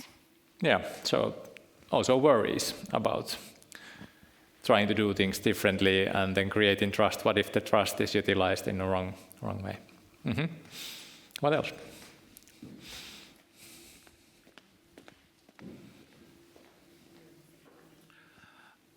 We spoke about changing of culture in the institution, and changing of culture, it asks a lot of time. We can't change culture of institution just in a year or 3 years. We should wait till generations are changing. And it was a good example from penitentiary system that culture inside of penitentiary system also depends not only of staff, but also change of culture of cellmates. Another generation of thefts will come, and it impact also communication. It is interesting, but without the jokes, we are changing, and I hope we will change. But I think we should wait while old generation maybe get out. Maybe it's cynical, but in our society we are very, how to say that? Maybe yes, stagnant society. I don't know how to. Conservative. Yeah. Okay. It better word, conservative. Yeah. And we are waiting for change. Young people with another approach will come. Yeah. Sometimes for example, new generation works as a catalyst and kind of start changing the things around more broadly as well. Yeah, for sure. Okay. Still something. You were speaking a lot, so you can also see if you're doubtful. I think we have to start with applauses for those who actually are brave enough to talk. Yeah, absolutely. So so we agree. We also talked about this cultural system and about the dialogues in organizations, in the teams, and there also our member of our table said there is when comparing two organizations, it's very important to see what is like, if we compare, like I would say, okay, organizations, they can be with a different aim and so, but however, so the management and everything, how happens, the environment in there can be compared. And there are like this wish to see how to make this work process also more creative by different systems like involved, like linear or lean. So just like to give to each employee to give some feedback about on some process or some thoughts, and then also to discuss it, and also not only discuss it between between like civil servants of the like last level, but also by management in the management meeting, and then you just see that maybe some of your thoughts or your like it's like some nice ideas that actually management brings up, and everybody is discussing, and some colleagues, even you are too shy, but you bring it to some board. Someone sees that and actually takes it as serious, and yes. So I think you're touching upon many important things there, and I think how I read it is that culture can change up to some amount, even just by people starting to change and trying to change and so forth. But if the so-called kind of infrastructure around it wouldn't support, which would be kind of the opposite of what you just described there, then it's really resistant to change, obviously, because all the kind of, for example, classic example is like how your career is built within the KPIs or what is considered good and so on. So those things need to start changing at the same time. But typically, if people would wait for all of that to change, then it never kind of happens. So it has to be both of those aspects, both of the kind of the feedback coming in right way, the boss recognizing in right way, or the career path being built in the right way, and then grassroots teams starting to emerge at the same time. So it both kind of it goes hand in hand, in my view. I just had one idea, because I used to be as a observant, like as a service provider to also state-owned companies, and what I actually realized that management or managers are picked up by their CVs and never by some kind of evaluations how their teams were feeling. Yeah. And actually that would make a really huge difference if the teams would evaluate his management, and if he would not be, so that would be very important. So I think, at least to me, like the takeaway, one thing that's important that in this event we also recognize, like there are some activities already going in public administration in Latvia that are supporting this, and some of them are exactly those digital programs, for example, or something happening in the HR and so forth. So being kind of aware of those things and seeing the movement happening, and when it comes relevant, connecting to those programs, because otherwise, without that surrounding, changing, it's really hard to do things. And also then like ideas like that, of course, all of you have, it's a really good example, all of you have some kind of agency. So you can put the idea forward or even implement it regarding to in what kind of position you are and what kind of possibilities you have around you. Okay, is there anything on digital? Internet is quiet. Okay, so now it's been already a long morning, so let's take a break. I heard that the lunch is ready in 10, so let's just quit a little bit early, and then in 10 minutes the lunch is up there, right? Yeah. So you can also come to talk to us if you have any questions or just want to change opinions, but otherwise let's take it easy, and we'll be back at 1 p.m., right, is the time. Yes. Okay, thank you so much. Okay. We are back. How are we feeling? Did you enjoy your lunch? Yeah? Especially the dessert were really good. I hope you enjoyed. So we are at the midway, halfway through. The next part of our day will be more practical. It will be about methods. It will be about applying it a bit with you together. But before we dive into that, there have been a few questions coming through the online participations that we wanted to share with you and try to answer to them as well. So there's two questions on the same matter. First one asking about leaders, capability to develop the ability to be vulnerable, take risks, and apply the humble governance approach. And then there is another one which is similar, like how can we help employees in general become more comfortable with not knowing the answer and figuring things out together. So very good questions. So on this one I would say that it is very important that, let's say, if you want to apply these learnings, you have some kind of knowledge about the methods and knowledge about how is it done in practice. Because obviously there's a lot of pressure for you to hold if you don't believe in the process. So if you, for example, would like to create an experiment, then take a look at a little bit of like how experiments are designed and how can you do that. If you want to start collaborating more broadly, then it's about the methods regards to co-creation and new kinds of collaborations. Once you have that, you can of course be a lot more confident in leading your people through it or practicing it yourself.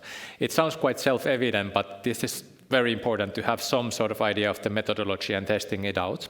We were speaking with the people from the Public Admin School and Digital Academy as well, and we know that in Latvia there are different kind of trainings on these kind of topics. So take a look at the offering and talk with the people and see where you can be enrolled. And then there are of course other ways of learning than the official ones as well. There are a lot of good sources on public innovation in the internet as well. And if you want to speak with us, of course, we are also available and we can give you some resources to read. Theo, would you like to take it from here?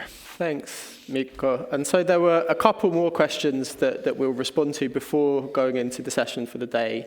Another one, and thanks so much everybody online, please do keep these coming as they pop into your heads, was around which mindset shift do organizations typically struggle with the most?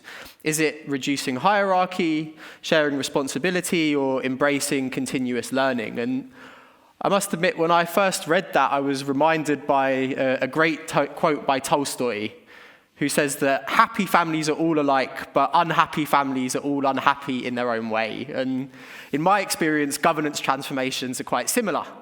People find very different things tricky depending on their context. So it's very hard to say that there's a single thing which is more difficult.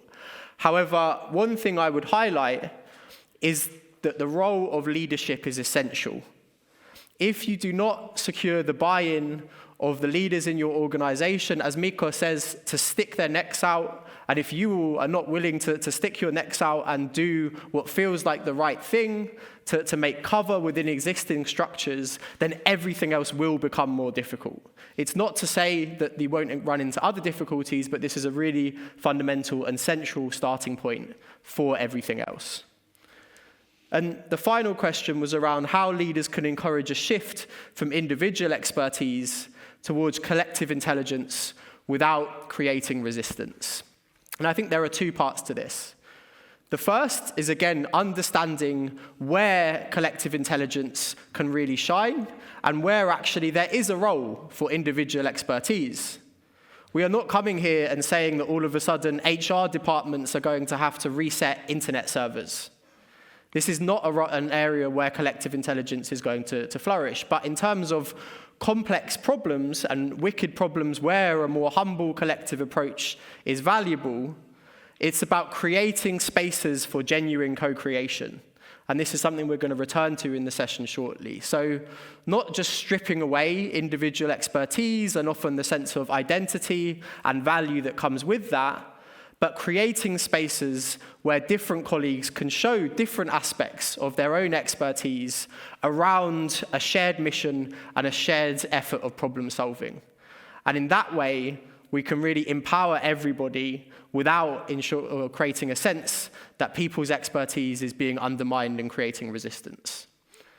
So to that end, we're going to start our session this afternoon with another provocation from myself around what humility and what the humble approach that Mikko has touched on in the first half of the day, might look like in practice? How might it show up in the ways of working that we all enact each and every day? From there, we're going to do a bit more of an interactive workshop type exercise where all of you are going to be challenged to consider what this humble approach might look like in terms of solving real-world problems that other civil servants from across Europe have faced. We're then going to have a short break, top up our coffees and ensure that there's some space for private reflection before coming back for a more general reflection session on the day and looking forward to what comes after this. Because again, to reiterate, this is just the start. This is just giving you some ideas which may hopefully be interesting and useful, which we're going to carry forward together over the course of more sessions and more interaction. But first, we'd like to just touch base and get a pulse from you all on what you've taken away from the first half of the day. So you'll see here a big QR code. Feel free to take out your phones, scan it in, or you can go online to menti.com and enter the code 333-11821 and tell us a little bit, in which areas of your work could you see this humble approach being the most valuable? And of course, colleagues online, please feel free to do the same. And in just 1 second, once we've started to gather a few responses, we can take a look at what people have said.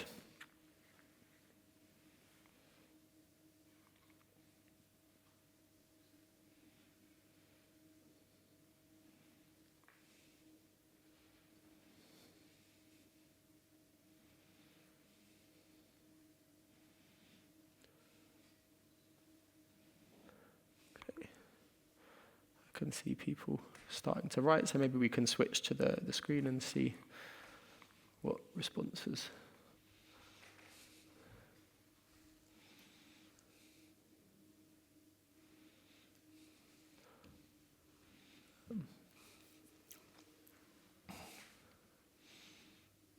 Great, so already seeing a really nice mix there from the more internal facing aspects of our work, so things like HR, all the way through to these big questions of policy design. So the inward-looking aspects of the working environment through to those aspects of strategic engagement and rolling out of policies in the outside world. That's really interesting to see, and good to note that those cross-sectoral problem solving being a really fundamental thing as well, given the types of challenges which we face in the 21st century. Yeah, and you could also, you could kind of interpret from this. Of course, you can also say how you have thought about it, but like there are exact contexts here, like HR and policy design. But then, like if I read it right, like working environment, work in general, like more like the nature of it, like the spirit of it, the culture of it. Absolutely. And so maybe in the interests of time, I might then move us on, but thanks so much for that. So Mikko, if you wouldn't mind going back to the presentation. Thanks so much. And I'd like to now explore with you all what this aspect of humility, which is the central thread of today, might look like in your everyday ways of working. But before I do so, I just want to return to this.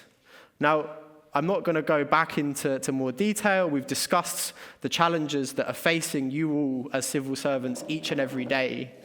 But I think it's crucial when we are considering our ways of working, how we show up in the workplace, the relationships that we have with our colleagues, often this is very micro level. And it's so easy to get detached from why we're doing it. And actually the reason that all of this is so important and the reason that we are here today is these things.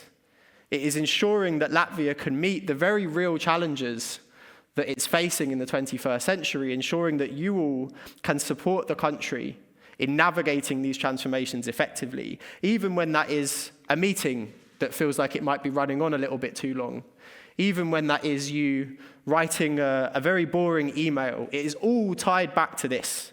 And so as we go through these more micro-level aspects of humble practice, I want you to keep this context in mind and think for yourselves, what might these practices look like, not just in terms of my everyday role, but my everyday role in the context of meeting these grand challenges. Now, as a refresher, and I think it was great to see how much people seem to have really got and interpreted the humble approach so effectively. I promise you that's not always the case when we present it, so congratulations to you all. But we've introduced this idea of humble governance as a response to a reality that is deeply complex and uncertain, and an acknowledgement that nobody therefore can have all the answers. It's about this shift from certainty to learning, from hierarchy to collaboration, and from control to trust. And this is something that each and every one of us can bring into our mindsets in the workplace through acknowledging our own uncertainty and being unafraid to be fallible and to get things wrong, to share responsibility for solutions and for problems with our colleagues, and to seek diverse perspectives and diverse expertise whenever we can. And it's this which is the foundation of a humble culture, because culture is not just a thing that's out there. It's not an abstract object. Culture is a product of how each and every one of us show up every day, in how we conduct our work, in how we manage our relationships with our colleagues, and how we engage with the administration and with the structures around us. That's what makes a humble culture. And now, while we've talked to you about the quite rigorously designed governance model that has come from this humble approach, so building a thin consensus, devolving problem solving, engaging in peer learning, and then revising goals on the basis of this, there are ways that this can be translated more widely into our practice. And we're going to give you a few examples of methodologies which you can use to do this. Now, they might not be the only ones. There are lots of ways of translating this, so don't take what I'm about to tell you as the one answer, but it hopefully gives you a bit of an idea of some of the ways that you can begin to practice humility as you go through your everyday. And there we go. And so we see this humble mindset and the practice of humility in public administration as being built up of three key pillars. So the first is humble leadership, the second is humble learning, and the third is humble collaboration. And each of these are areas where all of us can begin to transform our working practice, to start moving together towards a humble culture more widely. And I'll take you through each of these in turn and how we might be able to practice them. Now, the first is humble leadership. And I want to draw your attention first to this left-hand side of the board of what is business as usual. So planning for the long term, right out of the gate, and desperately trying to avoid any errors and latching onto as much certainty as we can, working only in our silos, our departments and our teams without interacting more widely, engaging in this kind of linear process of planning, implementation, and then maybe some evaluation and only learning at the very end, and trying to exact as much control as we can over processes and over our colleagues to ensure that everybody does the right thing and that nothing goes wrong. Now, I want to challenge you all to be brave for a moment. Can you put your hand up if in your work you have reverted to a way of working which resembles this side of the board? In your work, have you ever done anything like this? Because I know I have, right? And there's a reason for that, because this is business as usual. This is a way of working that we are conditioned towards, that we are pressed towards by our structures and our cultures every day. And that means moving to this right-hand side of the board, where we learn by doing, where we embrace errors as opportunities to iterate and to learn, to embrace the uncertainty around us, and in doing so, work more collaboratively with our colleagues in a condition of trust, is really hard. It takes proactivity and often feeling like you might be swimming against the tide to move from this right-hand side, which in many contexts is the path of least resistance, over to this more humble approach to leadership. And so I want to emphasize that this is not something which will come automatically. It's going to require effort and consideration and proactivity, but it is something that each and every one of us can begin practicing every day, wherever we are. You don't have to be a formal leader. This is about showing leadership and accountability in whichever context you are operating in. And I would just like to finish by emphasizing that this is fundamentally a matter of trust. This is trust in processes and understanding that we might not know everything up front, but that we are willing to engage with the process and see it through to whatever conclusion may come. It's about trusting our colleagues, to let them use their judgment to solve problems, even when that judgment might be different to our own. And it's about trust in ourselves, in understanding that we might fail, we might not know, and we might get things wrong. But it's in exactly those moments where we have the most opportunity for learning and for development. Now, I want to briefly let you discuss as pairs. Discuss a time when you had a balance, or you had to balance, between this default way of working and trying to aspire maybe to a more humble approach that we've seen there. So when have you had to, in your life, encounter a pressure to work in this more default way, and trying to balance that against trying to adopt some of the humble principles? So take a couple of minutes with the person next to you and just discuss this balancing act in your life. Maybe you can take the slide, show the slide.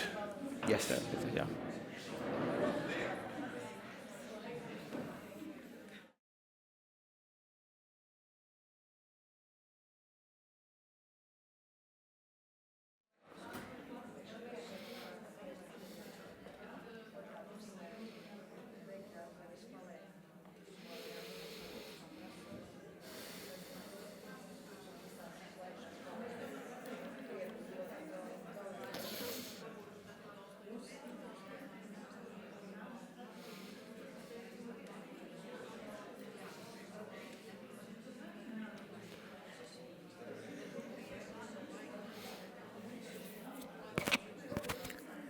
Maybe in that couple of minutes, then I'll ask you to run a mic round and do one or two inputs. Have we got good on time? Yeah, so we agree that it's 2:15. 2:15 is the break. Yeah. 5 minutes. Yeah, just a couple of observations. Yeah.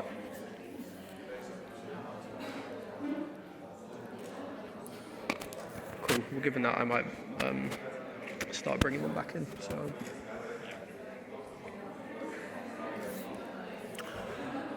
Okay, everyone. Again, really great to see such in-depth discussion. But I'd love to encourage you all now to wrap up in your groups, and we'll take again a couple of bits of feedback from the crowd. So if everyone could just wrap up your group discussion, and then would anybody like to share with the group what has come up?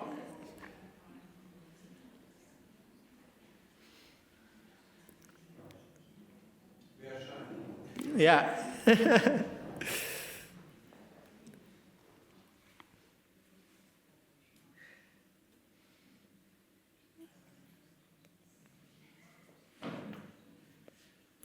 Nobody wants to share any particular... Okay, well, there you go. To the rescue.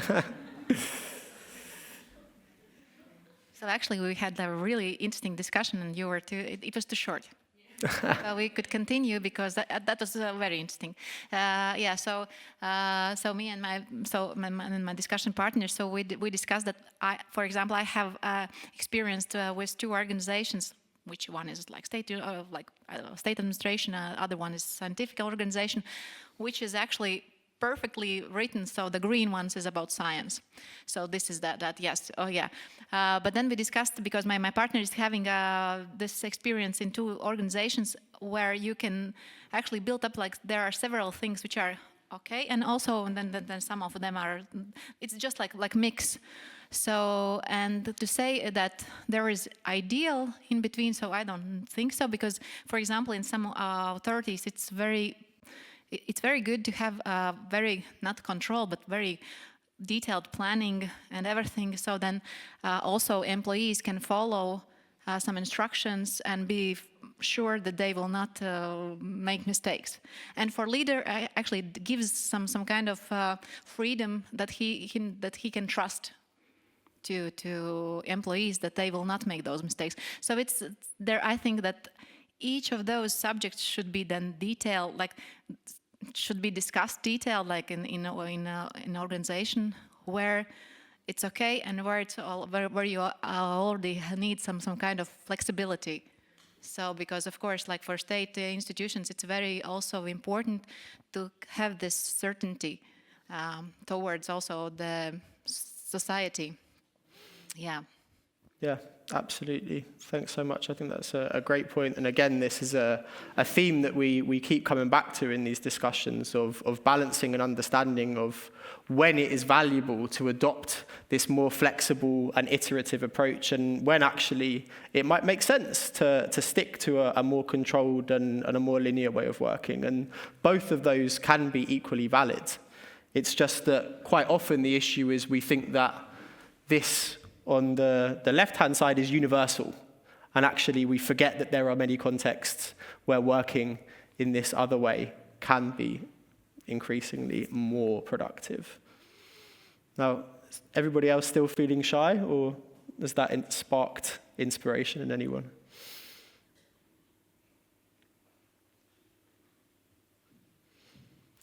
Okay, well, I'm not going to pick on you all too much straight after lunch. Then we can give it an opportunity to warm up a little and then move forward from there.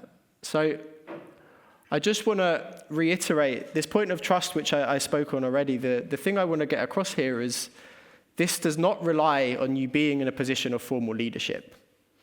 Showing up in your workplace with trust is something which you can do from the very, very, very top of the administration through to being the most junior member of staff in your team. And so working together to build this culture and to adopt this sense of humble leadership is about acting with trust and acting with accountability in whichever sphere you're operating in. So I don't want to give you the impression that we mean leadership here only referring to those people who are managing, who are setting strategy. This is about all of us acting with accountability and with trust as leaders in whichever sphere makes up our day-to-day. And I want to now move to the second pillar of humble practice, and that's humble learning. Now, we've touched on a little already this idea of experimentation as a really fundamental and useful basis of learning in the context of policymaking and the context of public administration. And maybe to start off by getting concrete, what do we mean by experimentation?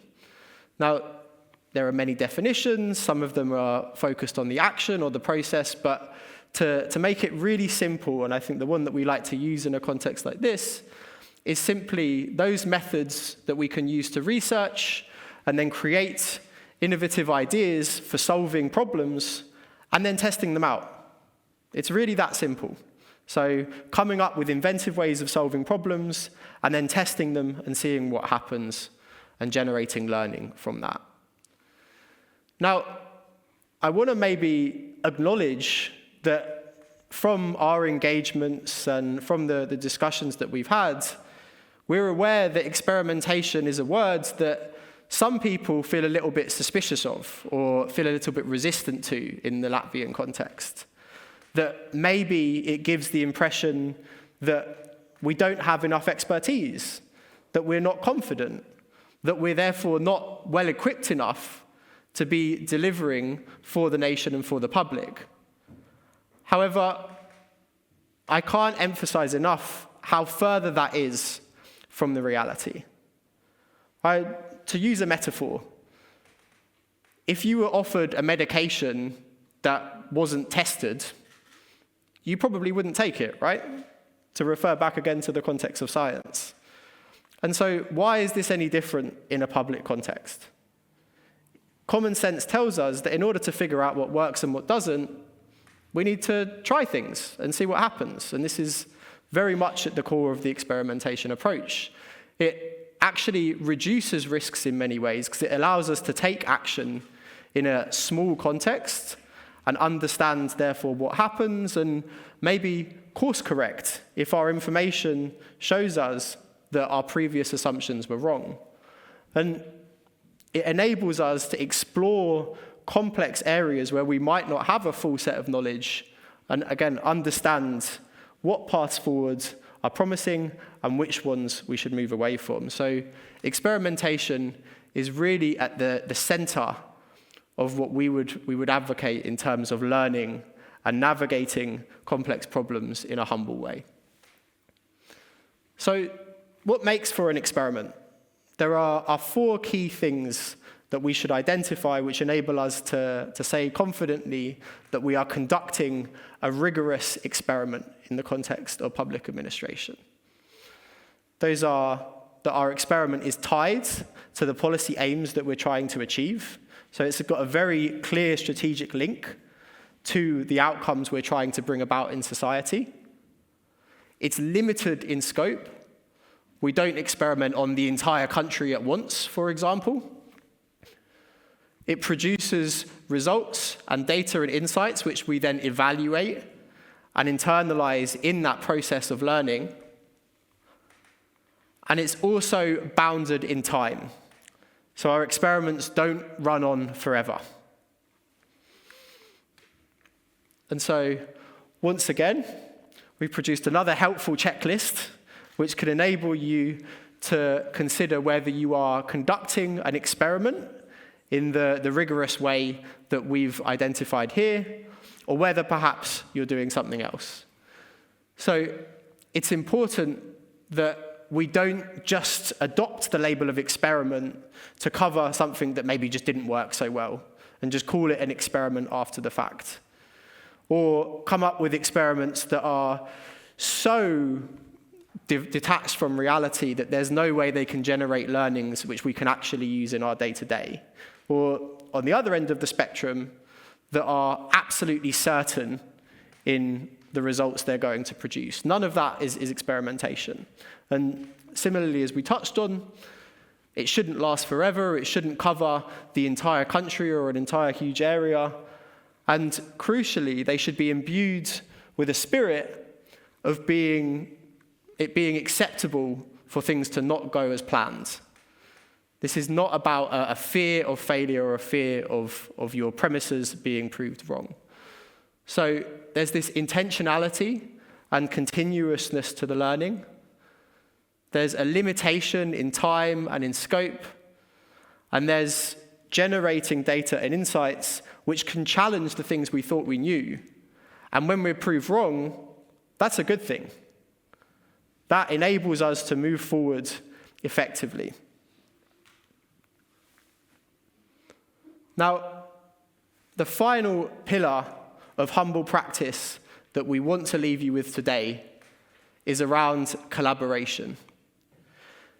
Now, you will have noticed from the morning that this thin consensus building is the central cornerstone to the humble governance approach.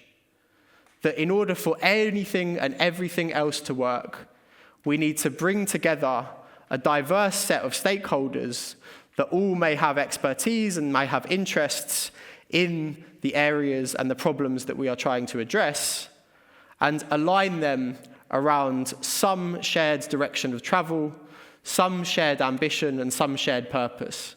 And from there, we can leverage their expertise, their abilities, and we can empower them to support us to collectively solve issues. And this means moving beyond the traditional sectors, the traditional silos in your administration. So going outside of the people that you might usually discuss with in your team or your department and thinking who else might be there that could have an interesting or a useful perspective on this challenge that I'm facing. It's about understanding together not only the path forward, but actually what is the problem that we're trying to solve in the first place.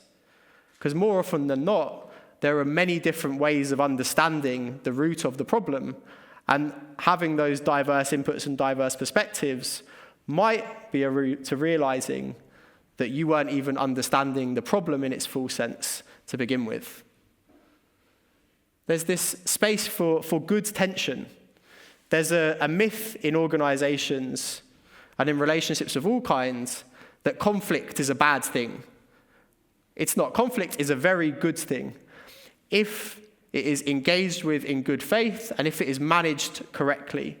It's conflicts, it's differences in opinion, it's differences in approach, it's tensions between the way that each of us thinks things should be, which enable us to move forward with better ideas.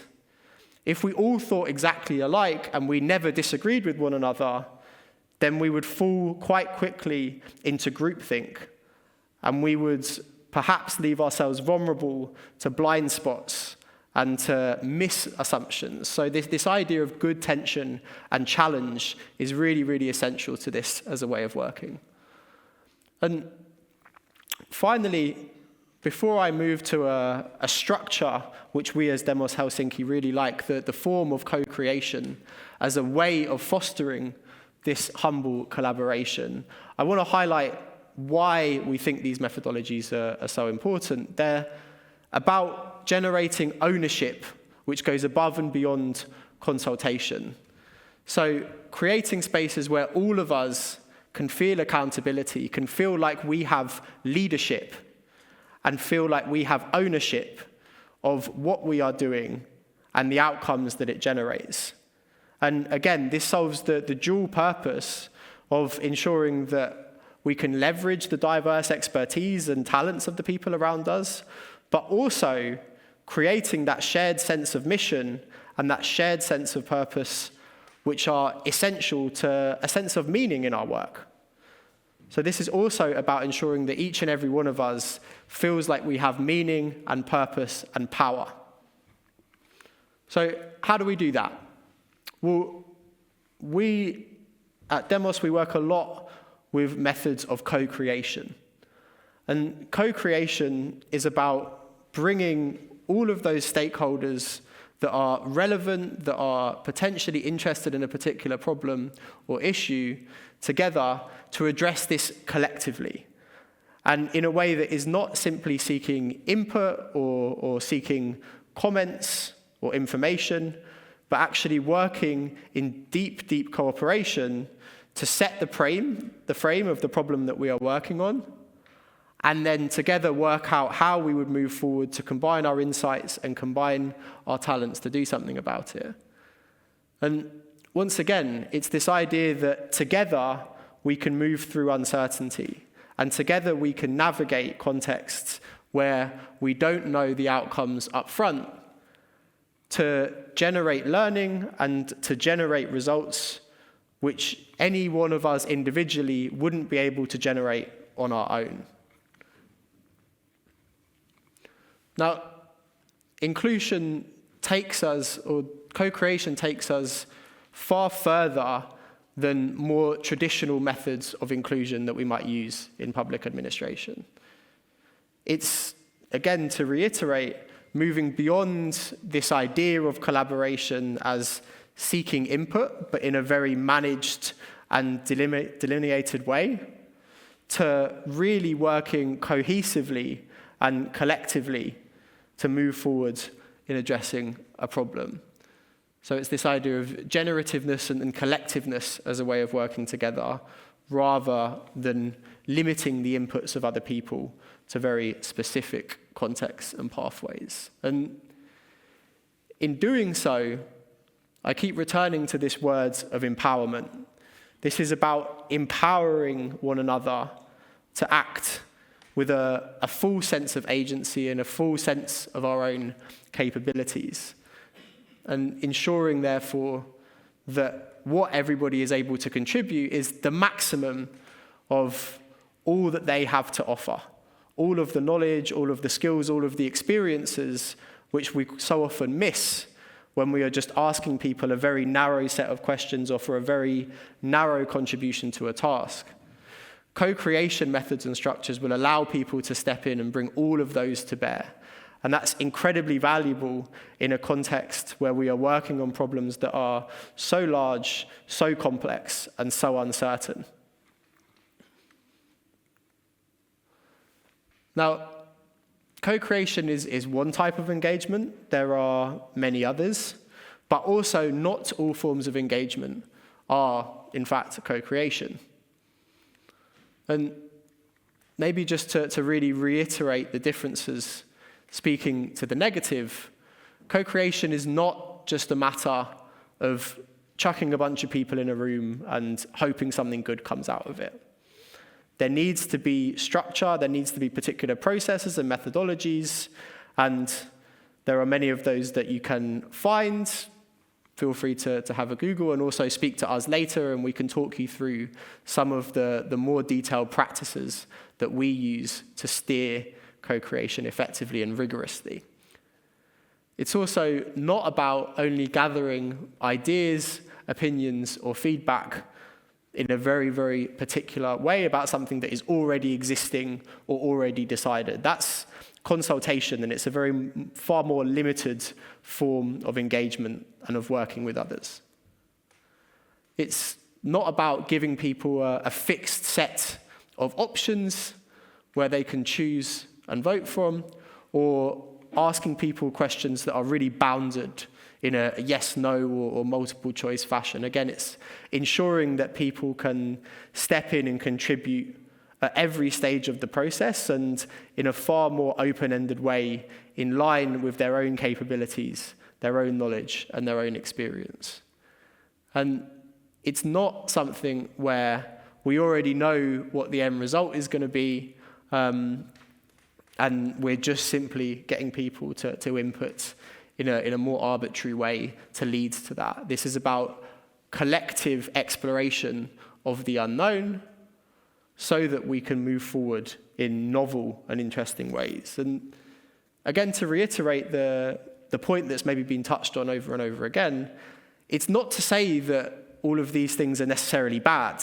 I mean, some of them are. I think just chucking people in a room and hoping for the best maybe is not the best practice, but in some cases, you do just want multiple choice responses, or you do just want far more limited inputs.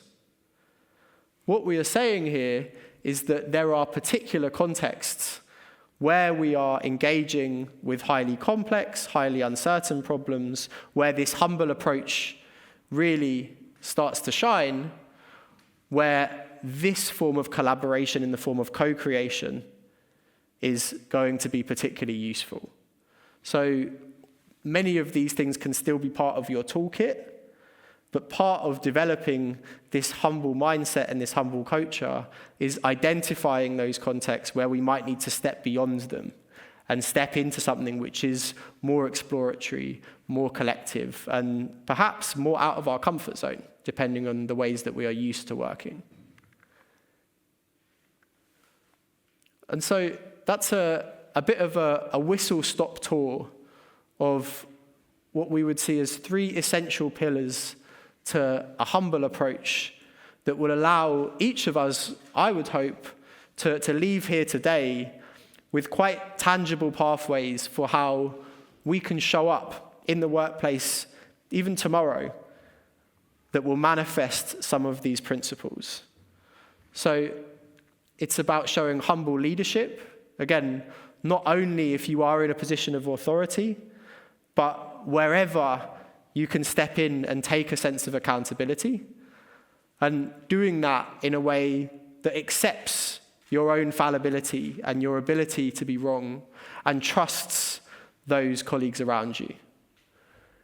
It's about learning together. It's about using either the structures of experimentation or even simply the principles of testing things on a small scale, of seeing what might work, of ensuring that we are gathering data and insights which can allow us to then iterate as we move forward.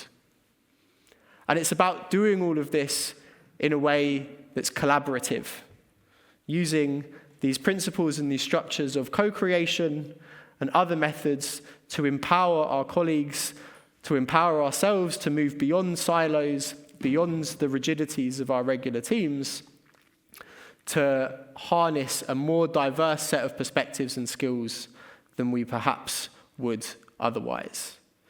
So this is, of course, very simple, still quite high level, a starting point, but I hope this gives you a sense of some of the ways that each of you can begin to practice humility after you leave this room today.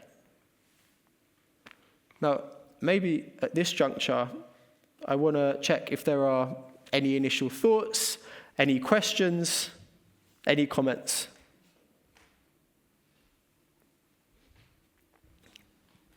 And as always, colleagues online, please do feel free to share yours via text as well, if you would like.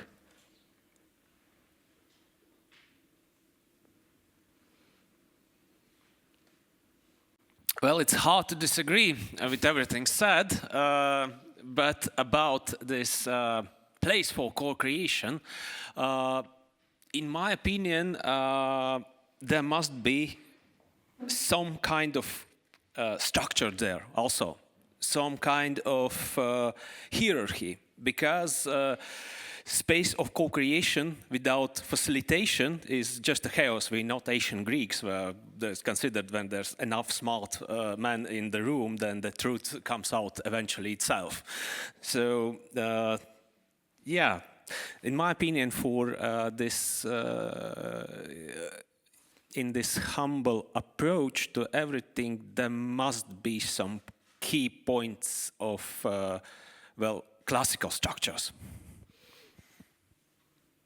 Yeah, absolutely. And again, I think the thing to really emphasize is that what's interesting about the humble approach is that the way that we get to being able to be more flexible, to be more adaptive, to be more decentralized and co-creative, in many ways is actually being really rigidly and rigorously structured. And that we can use the methodological expertise to unlock these potentials for flexibility. So yes, absolutely. When we say co-creation methodologies, this doesn't mean that there shouldn't be somebody that is taking ownership of that as a process, that is taking accountability, that we get meaningful outputs at the end, that people are following the structures and the processes which are going to make up that kind of collective approach. But yeah, Mikko, please do come in. Yeah, it's a very good question, and I think exactly like Theo you said, like there should be structure, there should be process. I think like what comes to this, like I have one memory from my career a long time ago when I was leading a project where we were supporting Finnish, like highest leadership of the Finnish public administration on new methods, which were, some of them were here as well, some of them were not. And one of them was this collaboration. And I always remember it because it was a little bit funny moment that there was a general in one of the tables, like one of the top generals in the Finnish army. Most of the others were just normal ministries and agencies, but this was a general. And then we were teaching kind of innovative public innovation methods, and I thought that this guy is going to be critical. He was quiet a lot of the day, But then when we asked the question, like, which ones would you employ yourself, which ones are the methods, he said that the methods of co-creation, because we taught a few like really simple methods for the sake of time, really simple ones, and one of them was that, like, if you want to get rid of group thinking and you want to get different opinions quickly, you don't let people actually speak. You tell them to be quiet and write, and then you hear everyone. And then I remember the sentence every time that he said that, Mikko, I think that if a helicopter comes down, we are on the ground, we don't know what's going on, I could use this method. Like, nobody speaks. Write down, what are we going to do? Then I get opinion from 10 people quickly. Then I analyze. I'm still the leader. I'm making the space for that elaboration and get the diverse opinions on the table, and then I still lead and I say, you have been heard, now we do like this. It's a bit silly example, but I think it does refer to what you said. There needs to be structure, some of it needs to be highly rigid, sometimes you don't divert from it, but definitely you need to choose between different kind of situation and methods, and the leader then decides which way to kind of go. Great, thanks Mikko. So there you are, Army General endorsed as an approach. Any other?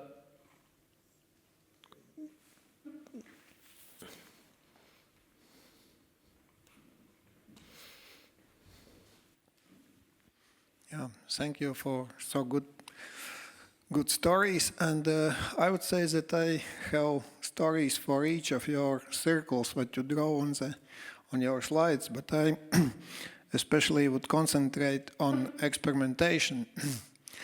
It's really challenging, it's really good, and I remember the story that I also was a long time ago leader of some project, and our main task was to create guidelines for restoration of natural ecosystems, natural habitats in Latvia. And this is currently also very actual because European Union is taking decision to restore ecosystems in all European Union. So, but experimentation was 5 years or even more long, and because nobody knows completely how to restore particular ecosystems in Latvia and in all Boreal region.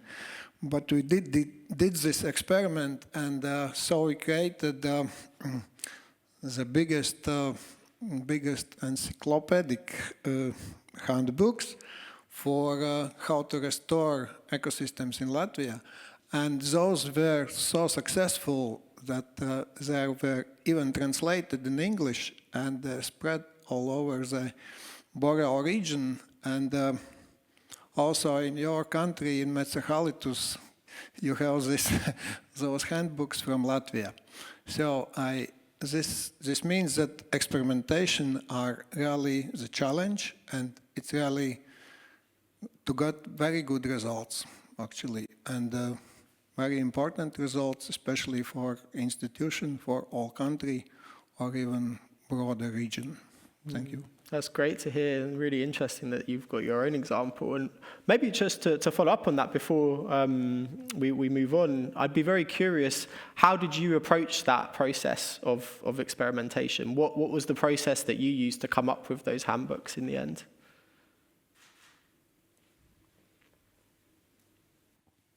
Okay, maybe I don't catch a sense. How did you approach the challenge? So what did you do concretely to bring people together to make these handbooks?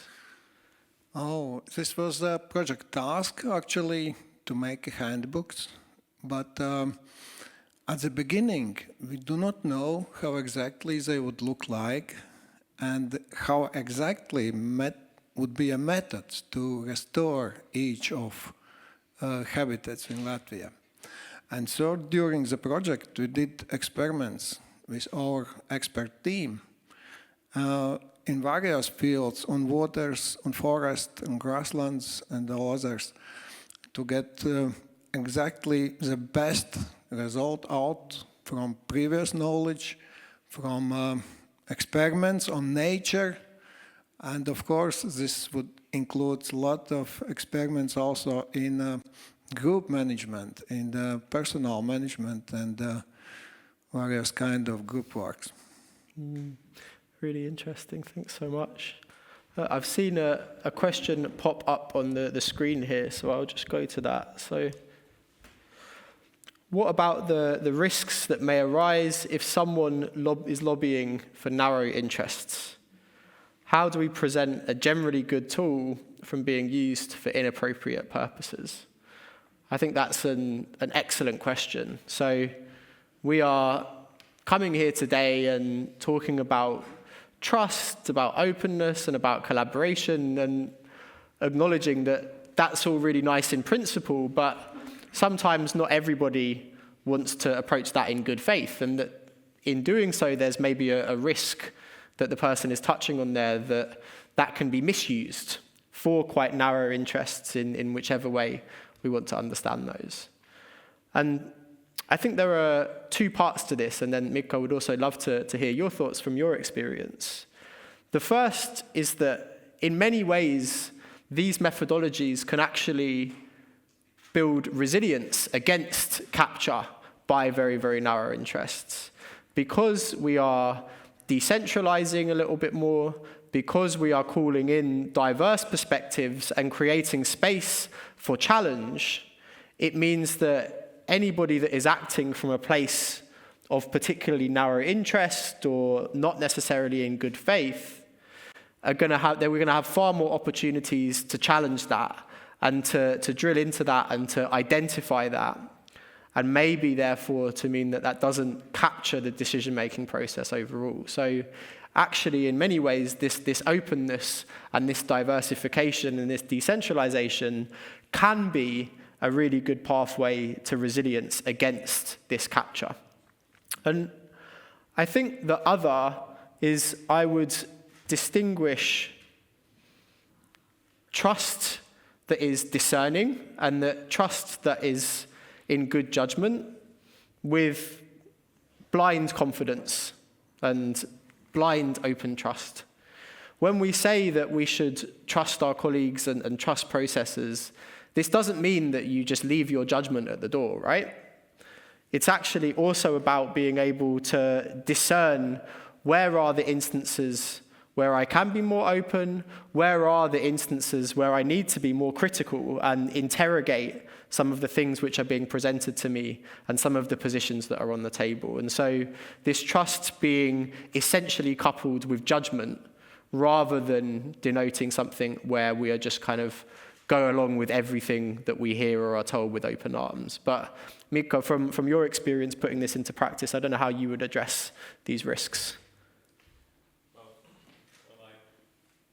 I remember I started thinking like what I can remember situations where there have been bad intentions, so to say, in regards to this kind of approaches. And I guess there always can be, no matter what kind of approach or method you apply. So these are not like safe havens in the sense they can be misused. One that I have encountered in one government was that the method of experimentation was, I would say, kind of employed in a way that you put something as an experiment and then you can say, we have tried it, now it's off the table. Like we don't have to explore that area. Then, like with everything else where there is some kind of game played, then of course that needs to be recognized and you need to try to reveal it and be really aware that now this is a conscious play of getting your own intention through. So I wouldn't say that there is a magic trick for that, or these are like this will not protect you from bad intentions. But I also do believe what Theo also said there, that when you do provide the routes, pathways to influence the decisions and the ways forward, you do reduce that risk, because usually there are compromises and there are ways forward where you can take different opinions and approaches into account, but not always. Thanks, Mikko. Any final questions or comments that people would like to share? Yeah.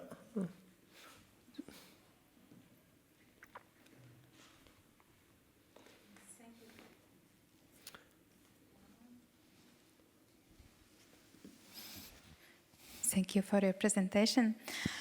I think about concept of ownership. I think it's really important to change this, what's maybe happen now more in professional sides, that we have a lot of meetings, a lot of workshops we sit in the groups, and nobody want to take responsibility and how to change it, that everybody feel that they have their own responsibility and ownership about this question.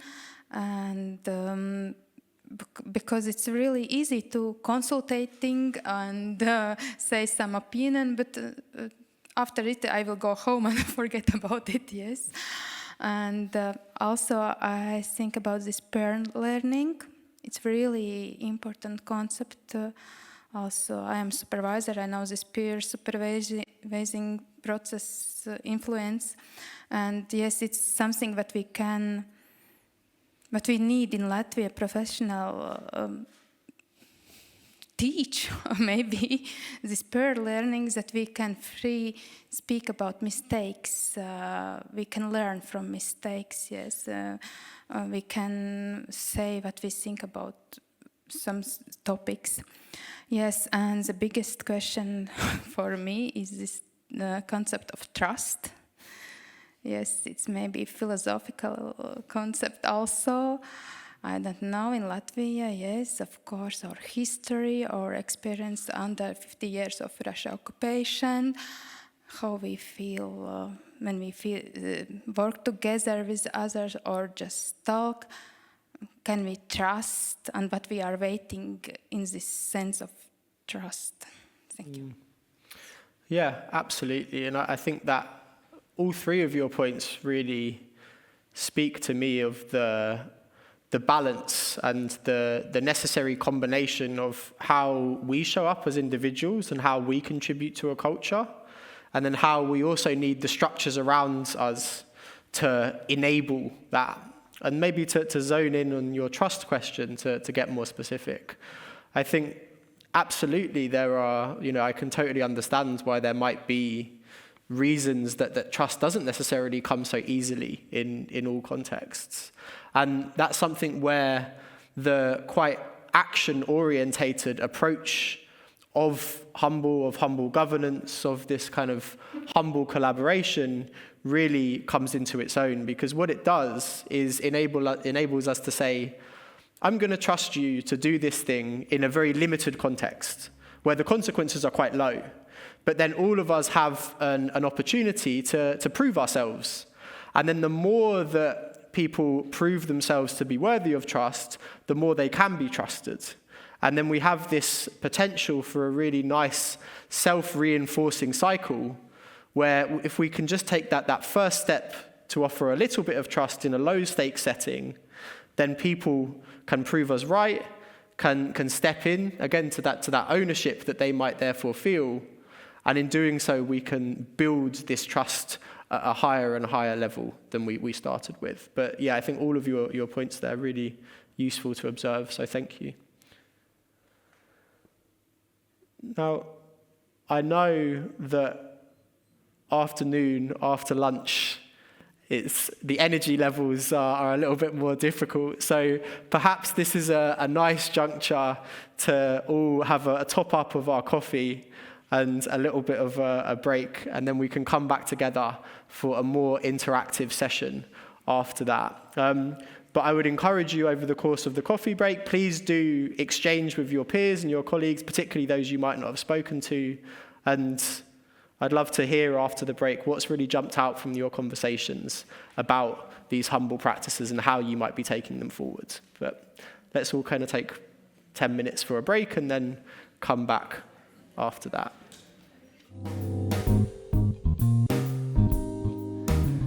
Welcome back.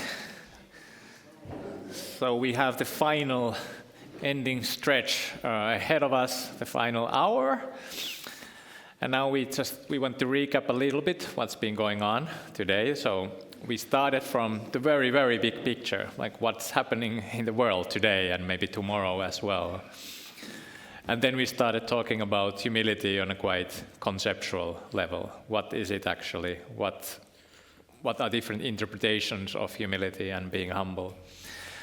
And what could be an identity, humble identity? That was the one that you basically need to be strong to be humble, because you admit that you don't know everything. You don't know how to proceed with all of the things that you need to proceed on. But now we have been taking that closer to public administration. What are its connections? What are humble ways of doing things? What does humble approach look like?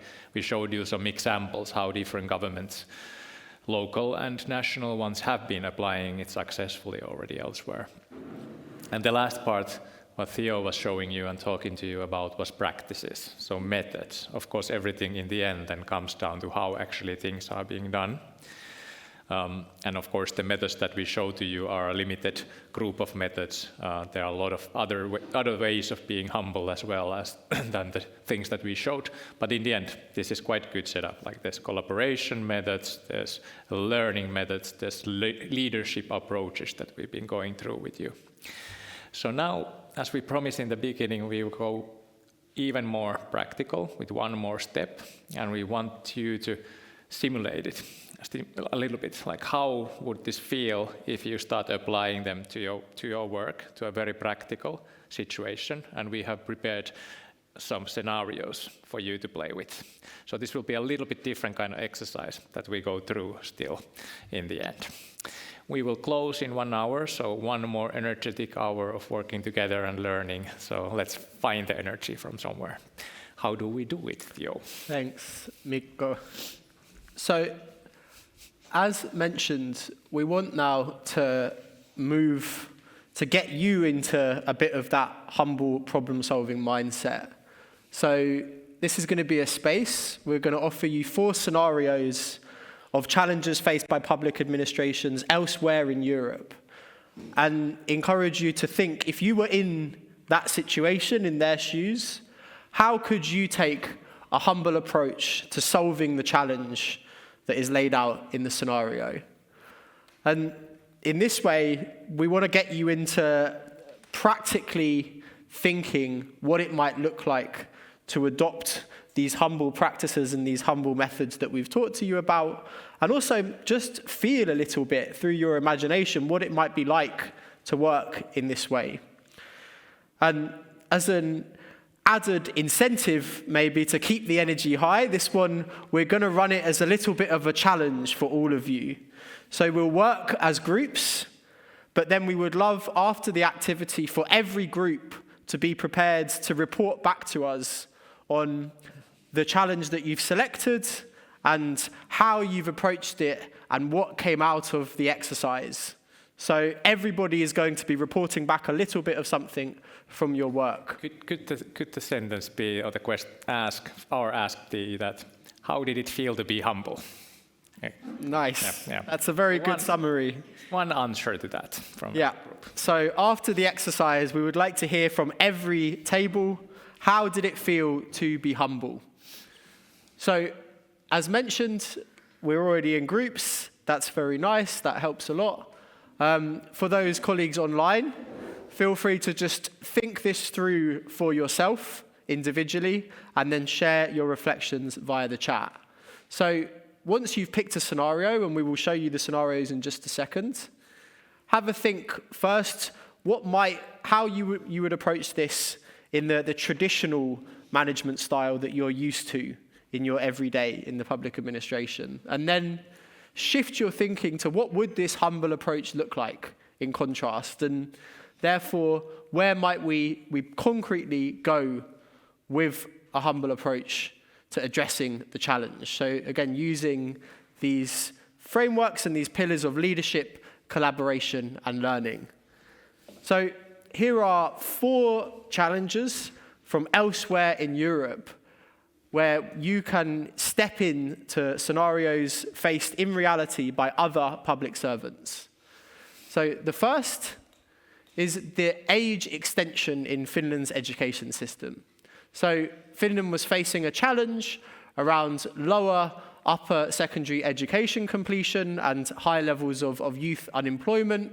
and disconnect from education. And so it sought to raise the compulsory education age from 16 to 18 in 2021.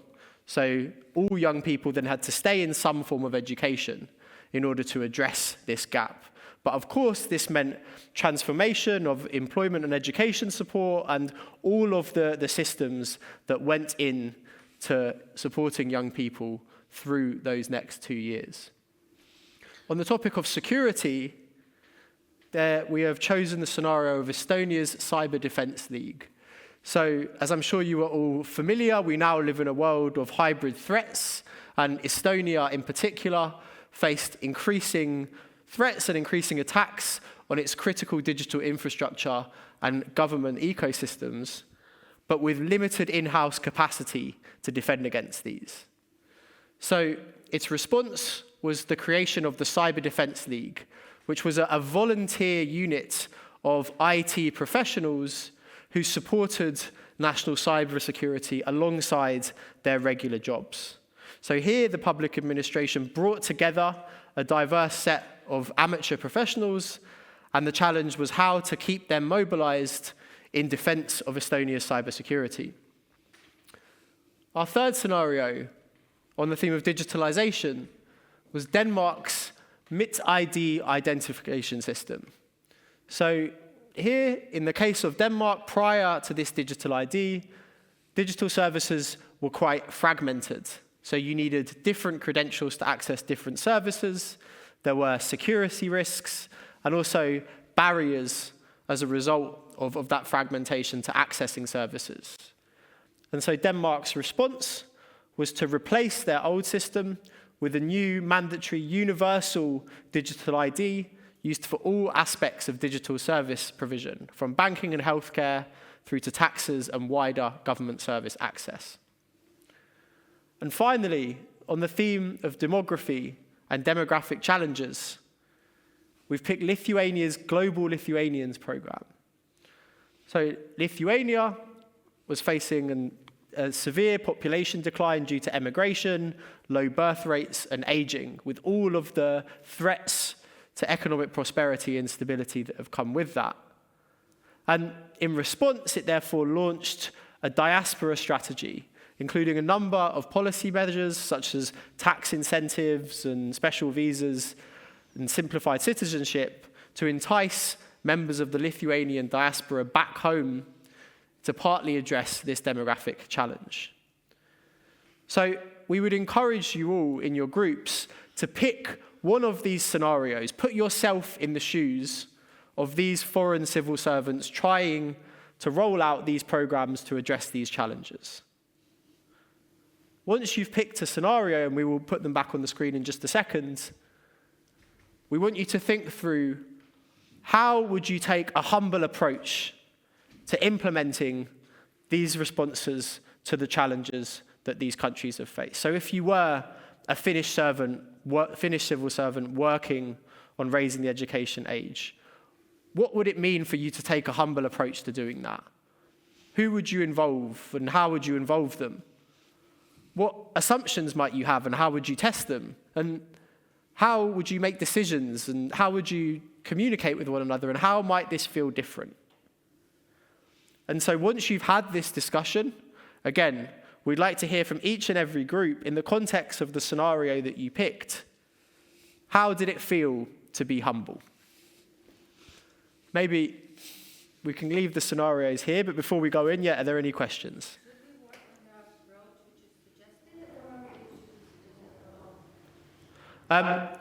In terms of the scenarios, we'd encourage you to pick from these to make it easier. And we thought it's a useful exercise to step outside of the Latvian context and put yourself somewhere else. However, if you're really strongly in your group want to focus on a scenario that's relating to your work, then you can do so. So we're not going to force anybody to do anything. This is just an encouragement to make things easier. But yep. The question is, there's a problem and there's already a solution. Should we follow the solution or should we come up with our own solution for the existing problem? Yeah, so this would more be about how would you implement this solution in a humble way. And of course, it may well be that there are premises and assumptions about how it works, which you would challenge, and it might end up sort of being tweaked a little bit. But the idea would be, if this lands on your desk as a civil servant, how would you use the humble approach to implement it effectively? Any other questions or clarifications? Otherwise, good luck being humble, and we look forward to hearing what everybody came up with.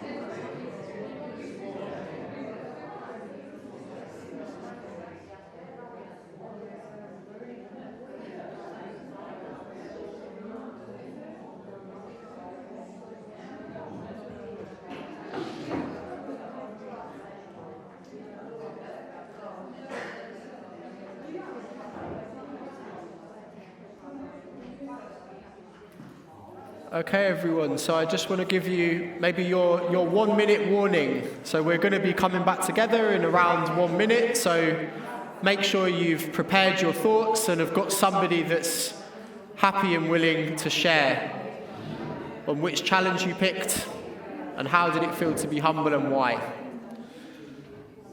So last minute to synthesize your discussions.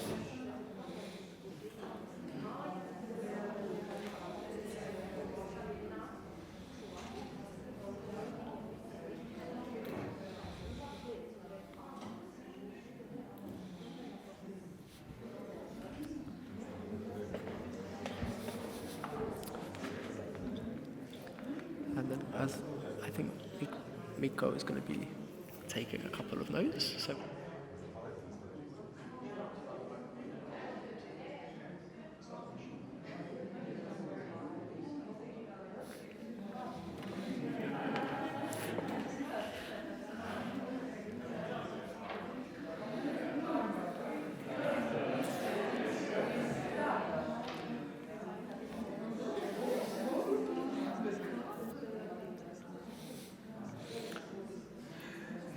Okay, I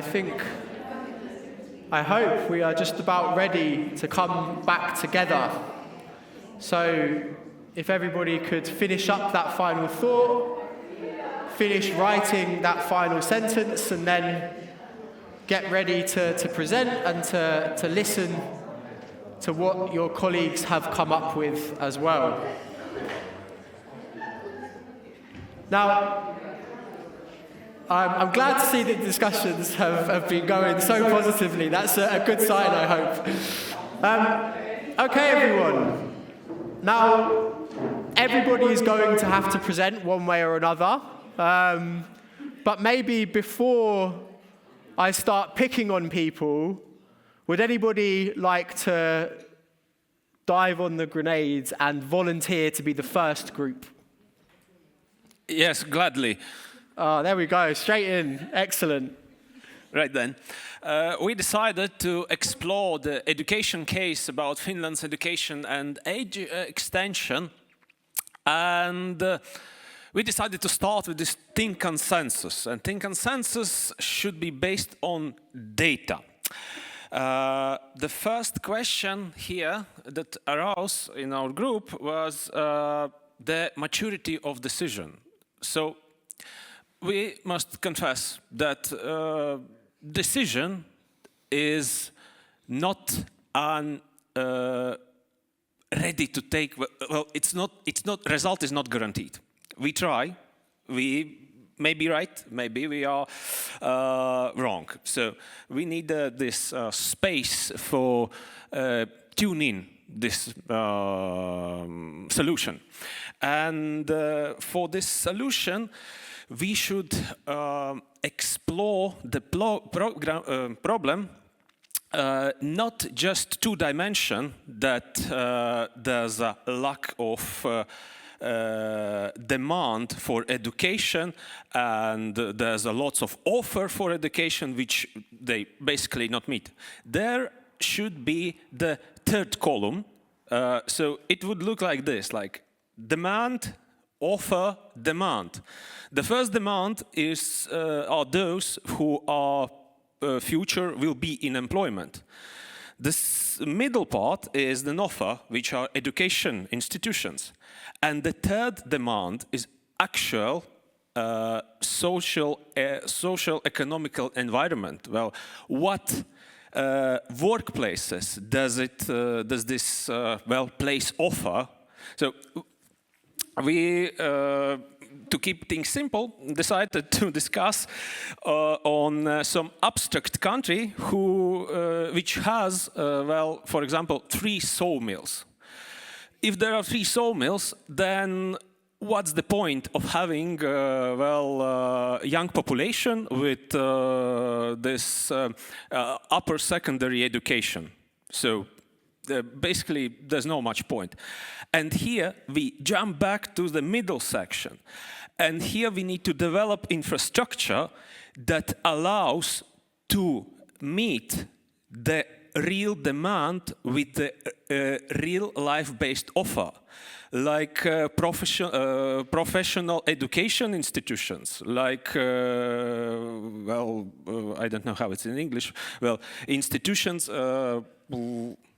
not provisional, where they teach real-life skills, how to work with machinery, how to work, how to plan this sawmill working, practical, how to maintain it, how to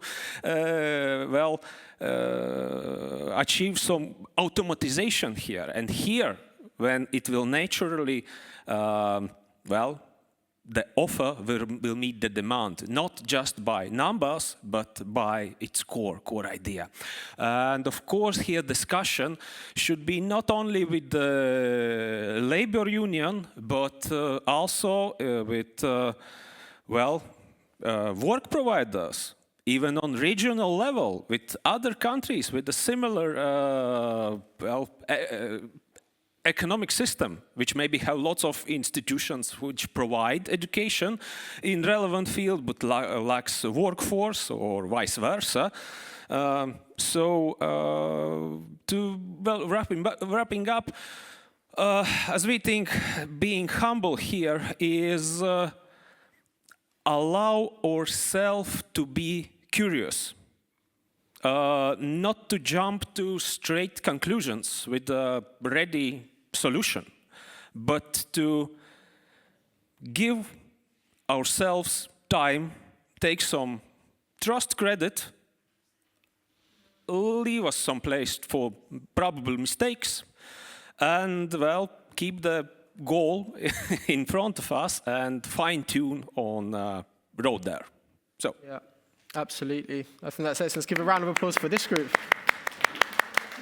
And I really like that idea of curiosity, of starting by trying to understand the society that you're working towards and the needs, and then working backwards to what your offer is. I think that's great. Maybe for simplicity, if we don't mind, I might just move us around in a circle. So I might call on this group to please present the results of your discussion. So what did it feel like to be humble and why? Okay. We changed we would go for demography situation because it's similar with Latvian situation, and so at the first we would ask to we would like to ask to these Lithuanians and Latvians who are abroad why they left, and also we at the same time we would ask a questionnaire on those who still left in countryside, who still left in our countries. Are they going to leave? And what are the main reasons to leave? And what are the challenges they can't overcome? And this would be the beginning point. And at this point, we should be very straightforward, very open-minded, and very inclusive. Not just not to use just some common methods, but maybe some more involving methods, and go to, for example, to ask questions to communities, maybe not to municipalities, but maybe to communities of people living in countryside and also in the cities.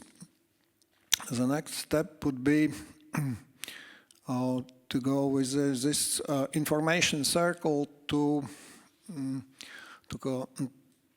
municipalities, and not only to municipality leaders, but actually to the specialists who are responsible for development. For example, specialists of development agencies, maybe not always politicians.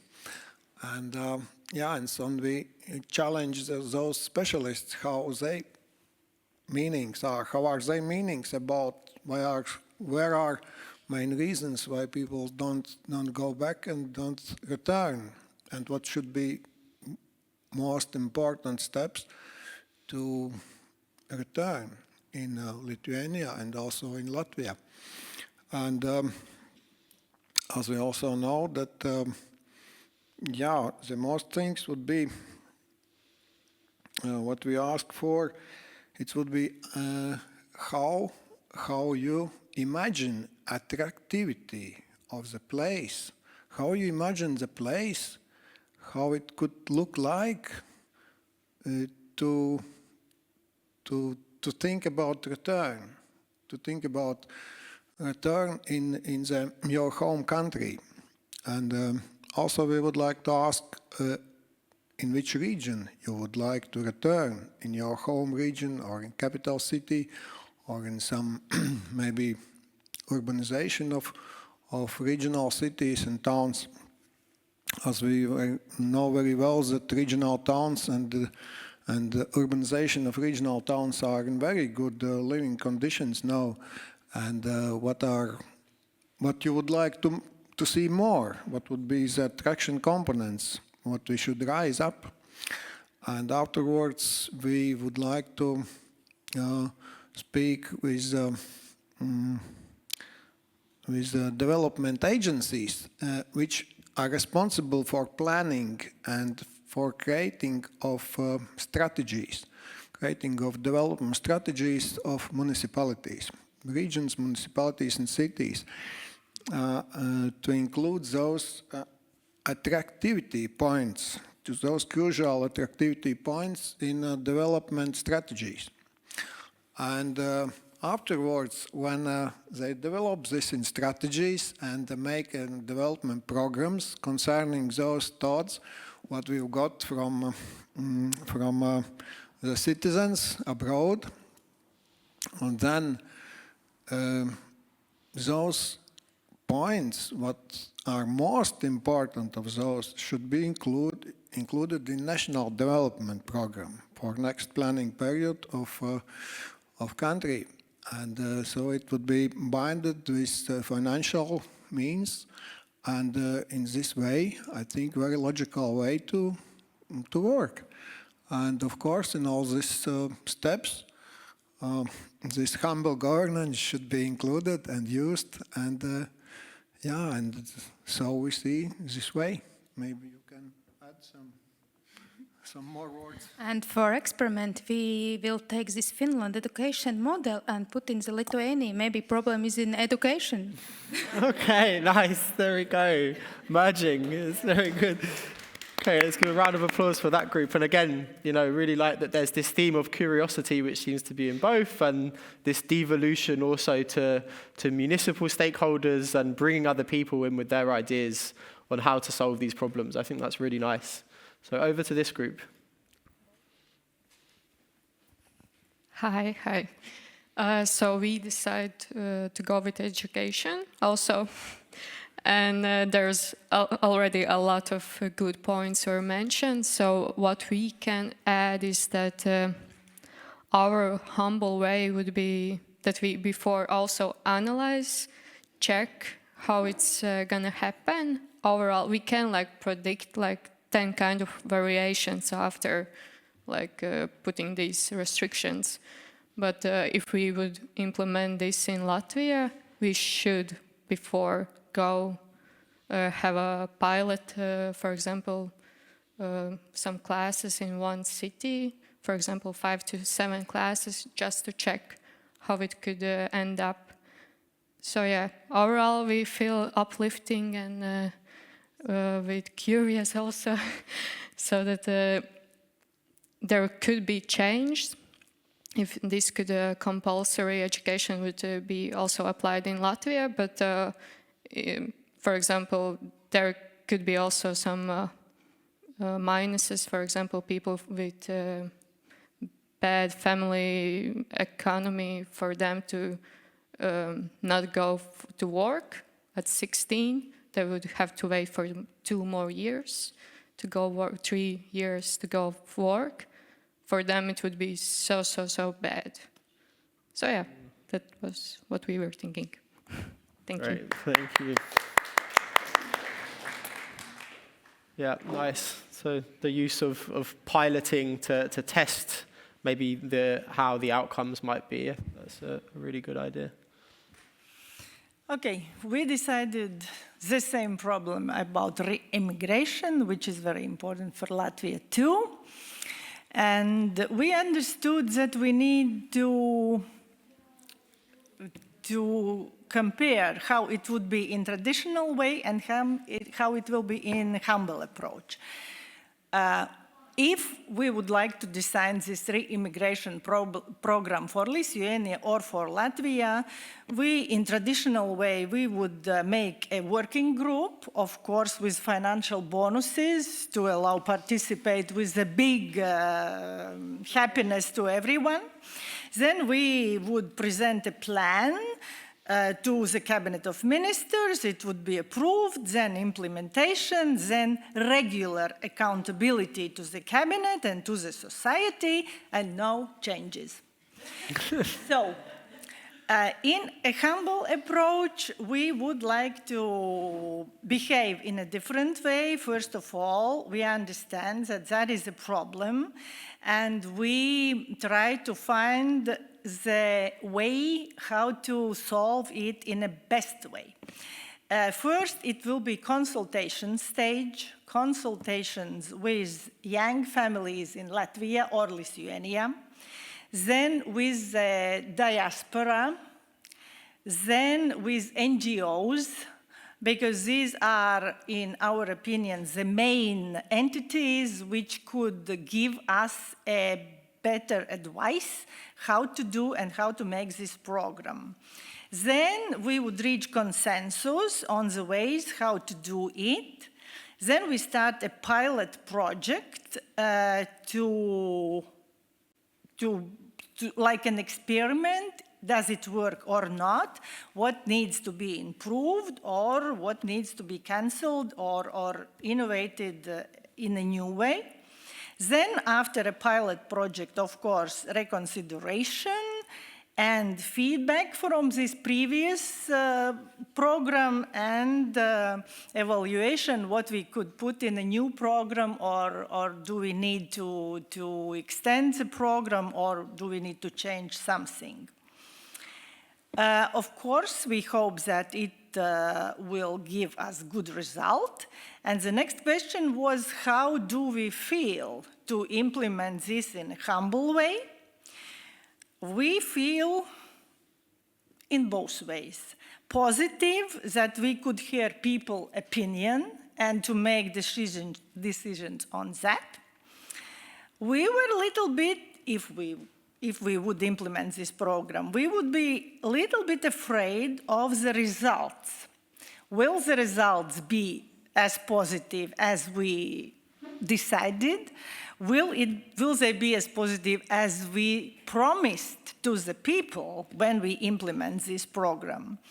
And because of different reasons, for example, our old school thinking, lack of finances, or maybe lack of ability to persuade both sides, those who we are offered to return and those who we ask to do more for returning those people.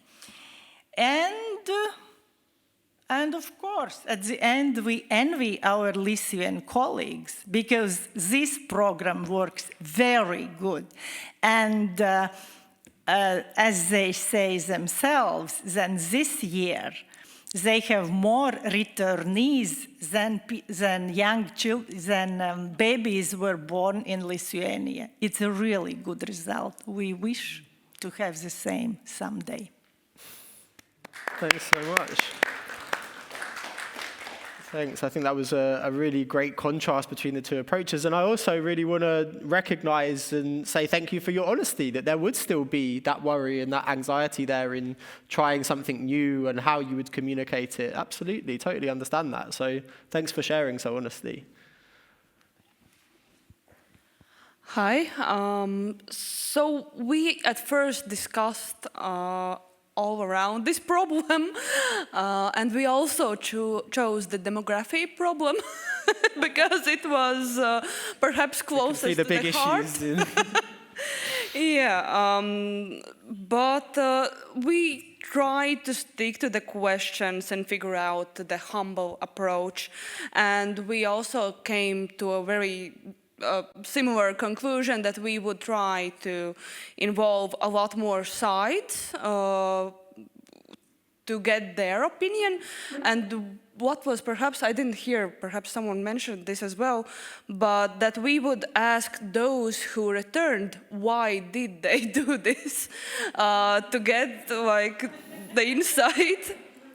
But of course, also asking the diaspora, asking like the families, were there not more children or so on. Like, we also discussed that perhaps the immigration process is a bit too hard, a bit too confusing, and that we could focus in part on immigration to broaden the workforce, but that's perhaps not the main purpose of this problem.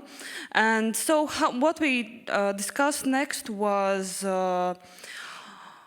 so who would we involve? And we said that it could be like intersectional work groups, not only like these diasporas or who return, but also the institutions related to this problem, the NVA in Latvia, and yeah, sorry. NGOs, yeah, different kind of institutions, and perhaps we would create different kinds of work groups, yeah. Anyway, the assumptions we would test, perhaps some of you remember this part. What assumptions we would test earlier?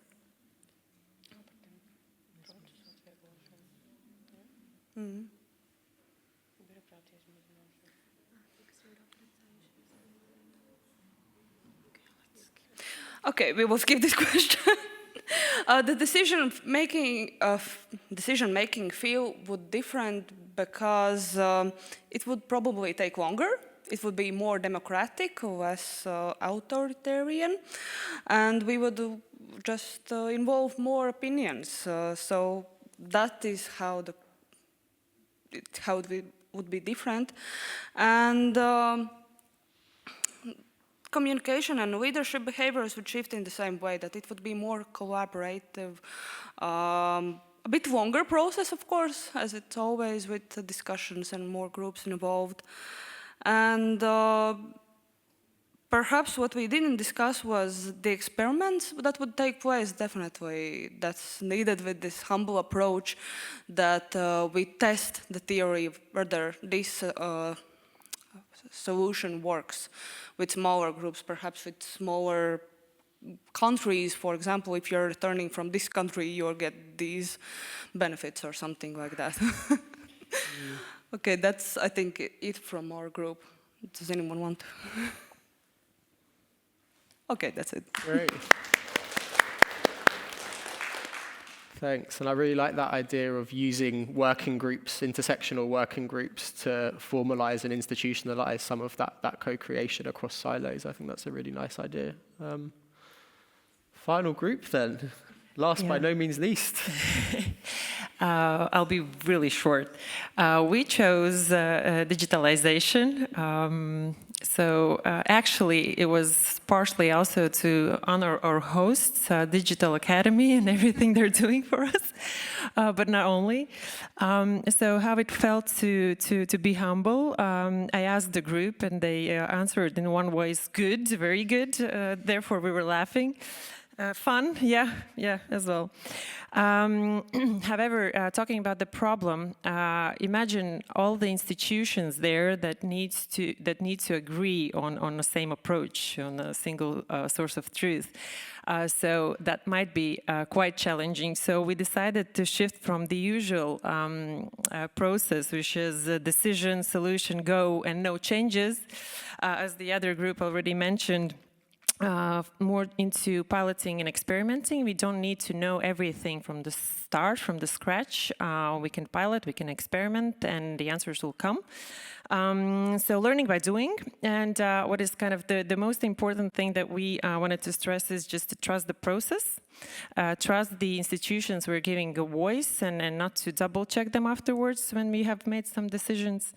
And yeah, so the key takeaways are trust and challenging the old ways of doing things. Great, thank you so much. Yeah, I'm glad me saying trust to you all about 100 times in my presentation has stuck. So that's a good sign for me. Great. Well, again, thank you all so much. We hope that was an interesting and enjoyable experience, starting to think a little bit more practically about how you'd apply some of these tools. And that kind of practical application is going to be very much the focus of the future events and the future engagements that hopefully we'll be doing together. And I'm sure Mikko and other colleagues from VAS can speak to that more widely. But over to that, over to you, Mikko, for some wrap-up reflections. Yes, thank you. There won't be a dance at the end. Let's see. So thank you so much for today. It's been really nice. Time went really fast. It's been feeling productive from our end. How has it been feeling for you? At least somebody said humble felt good. Somebody else said it felt difficult. But what kind of feelings there are in the room? Interesting,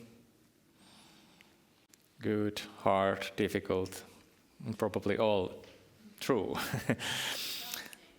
Promising, yeah. Yeah, I've been talking to many of you over coffee breaks and of course listening to what you say, and to me it sounds like you have, of course, you point out to really good questions, and you have some like really healthy doubts as well about these kind of approaches. You ask questions such as, when should we apply this kind of approach or these kind of methods? And we discussed about it a bit here, that sometimes the old ways of doing things are the right ways of doing things. Sometimes you just need to stick to them. But then there are this situation of uncertainty and novelty, where it's also good to rethink the approach. You also do think about the feelings, like how would it feel, like how much discomfort there would be if there's an experiment and it goes wrong, or you take an approach that isn't usually used, and there are problems around it. And I think it's like super normal to think about those questions. And everybody is thinking about those, for sure, who's doing it. That's why I think groups like this, like groups of like-minded, they are really important, because one part is to have the process, to trust the process, to be able to know how you do it, but the other thing is to do it and face the situation where there is the feeling that I'm doing something different. And no matter how much you rationally explain this is the right thing to do, it can feel hard. We know it because we work with policy teams that employ these methods. And sometimes they say that people around you start even sometimes feeling the envy towards that group, because they most likely they know that that's the right thing to do, but they are not doing it themselves. Even I like something like this I've heard. And of course, these kind of dynamics can be quite hard in the environment of your working life. But having the groups sitting down with like-minded people and sharing experiences, that's one way of like handling that kind of feelings there. But I think you also see a lot of promise here. You said doing humble feels good. Some of you said that it just makes sense. Like some of you came from a different kind of organizations, maybe private organizations, some digital and so on, and you feel that, okay, this just makes sense. You figure out what to do, what we don't know, let's find out, let's collaborate more, be more empathetic, be more adaptive. It just makes sense. I think that's what I'm hearing from many of you, and that's a good starting point. Also, some of you said that I already know like how to do experimentation. We've been doing it already in some context, and it's happening. If I would have to guess, there are places, there are contexts that you didn't voice out today, where some of these things are already materializing and happening. But the important point is, of course, to be able to bring those up and create those communities and create the movement together, share those experiences and be stronger together. I share one more story, just briefly, just on that note, was what it kind of comes down to that point of kind of building the culture together. And almost 10 years ago, or actually pretty much 10 years ago, we started working together with the Prime Minister's Office of Finland on another topic. It wasn't a humble government, it was earlier than that. It was about how to introduce new ways of human-centric ways to policy making, how to understand people better once the policymakers are designing policies. And we took that task and started creating a model. And back then, I remember there was only one civil servant who understood it. Only one civil servant who really, really got it, that you need to reinvent the policy cycle. You need to bring the people to the beginning, then you need to test, and you need to use this kind of methods. Others considered it quite naive. But that one was enough, because through her, we were able to then start talking to others, like explain the things, like sit down with groups, policy teams, and explain, and also understand them. Why don't they want to take it into their hands and co-create it into some that kind of approach that they really felt like is their own? It took about a year of working together with different ministries and policy teams. But after that critical mass of people was there who felt that it's their own approach, then we were able to go to the politicians. And then the political layer would listen. Because it's their people, it's their policy teams, it's their ministries, their DGs who are saying that this is valuable, we want this. And after that, it went to the government program, and actually back then even the Prime Minister took it into his hand. And what they took into the government program, what they decided in the end to put there was, we start embracing the culture of experimentation. So the emphasis was on the culture side. And my analysis is that that's why now 4 governments later, there are politicians in Finland, politicians who know how to initiate an experiment. They know to say that this is an experiment, This is not a policy yet. We don't know what the real instrument to act upon this need is. Let's experiment first. I don't want to make it sound too perfect. It's not perfect. There could be a lot more, it could be a lot better, but it is there definitely. 4 governments in a row, very different kind of governments. It's because the culture is nurtured inside the administration, and that reflects upon the politicians and their ability to lead the country. So that's why doubling down on the culture, being patient with it, and at the same time doing really concrete things. It can't be, of course, just talking about mindsets. It needs to reflect on the work that is being done.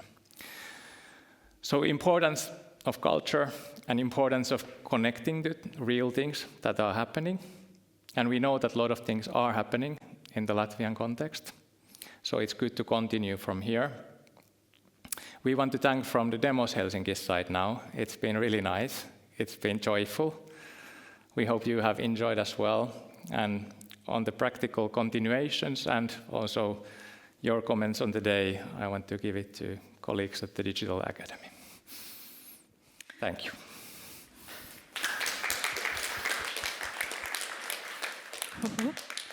So huge thanks, Mikko and Theo, for being here and sharing this experience and leading us through this journey, starting from very theoretical perspective and giving this personal touch.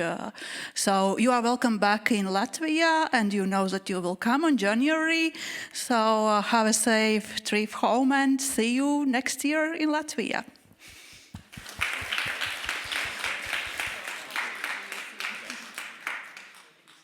That's really lovely. Dargie kolēģi, paldies tiem, kuri ir klātienē šeit un kuri arī vēl seko mums online. Mums patiesi prieks, ka bijāt ar mums šodien. Mani sauc Baiba Medvecka, es esmu digitālās akadēmijas vadītāja.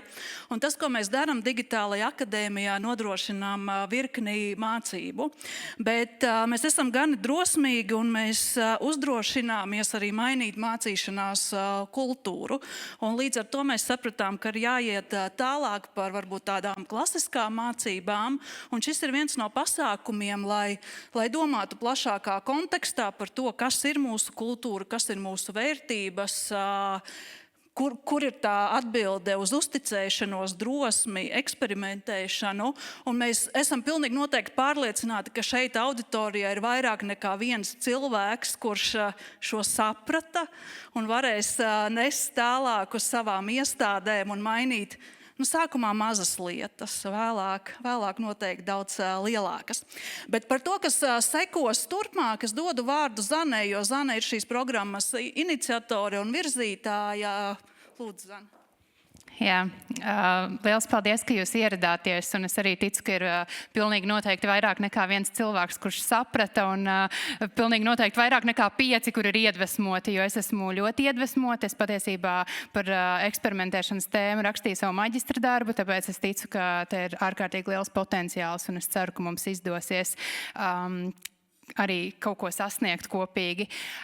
Šis te ir ievada pasākums vispār par šo te pieeju, par humble governance, par cieņpilno pārvaldību, un mums sekos 2 tādi jau praktiskāki un jau tādi dziļāki pasākumi, kas būs janvāra beigās, 21. un 22. janvārī, un jūs klātesošie un arī tie, kas ir kopā ar mums tiešsaistē, esat mūsu īpašā tāda grupa, kura ir privileģēta pati pirmā uzzināt par šiem pasākumiem. Un es varbūt aicināšu tos, kuri jūt tiešām tādu vēlmi un interesi piedalīties tajos turpmākajos pasākumos, kas mums plānojas, pašlaik ir tikai tādā organizēšanas stadijā. Jūs droši varat man rakstīt vai rakstīt digitālajai akadēmijai, ka jūs vēlētos uzzināt vairāk un vēlētos jau piedalīties, jo tur jau būs mazāka grupa un tur jau mēs atlasīsim cilvēkus, kas tiešām tā kā vēlas būt klātesoši, un jā, tur būs līdz 30 cilvēkiem iespējai pieteikties, tā kā droši uzrunājiet mūs, un tad tālāk jau informācija sekos. Vēlreiz liels paldies, un tad jau tiekamies citos pasākumos.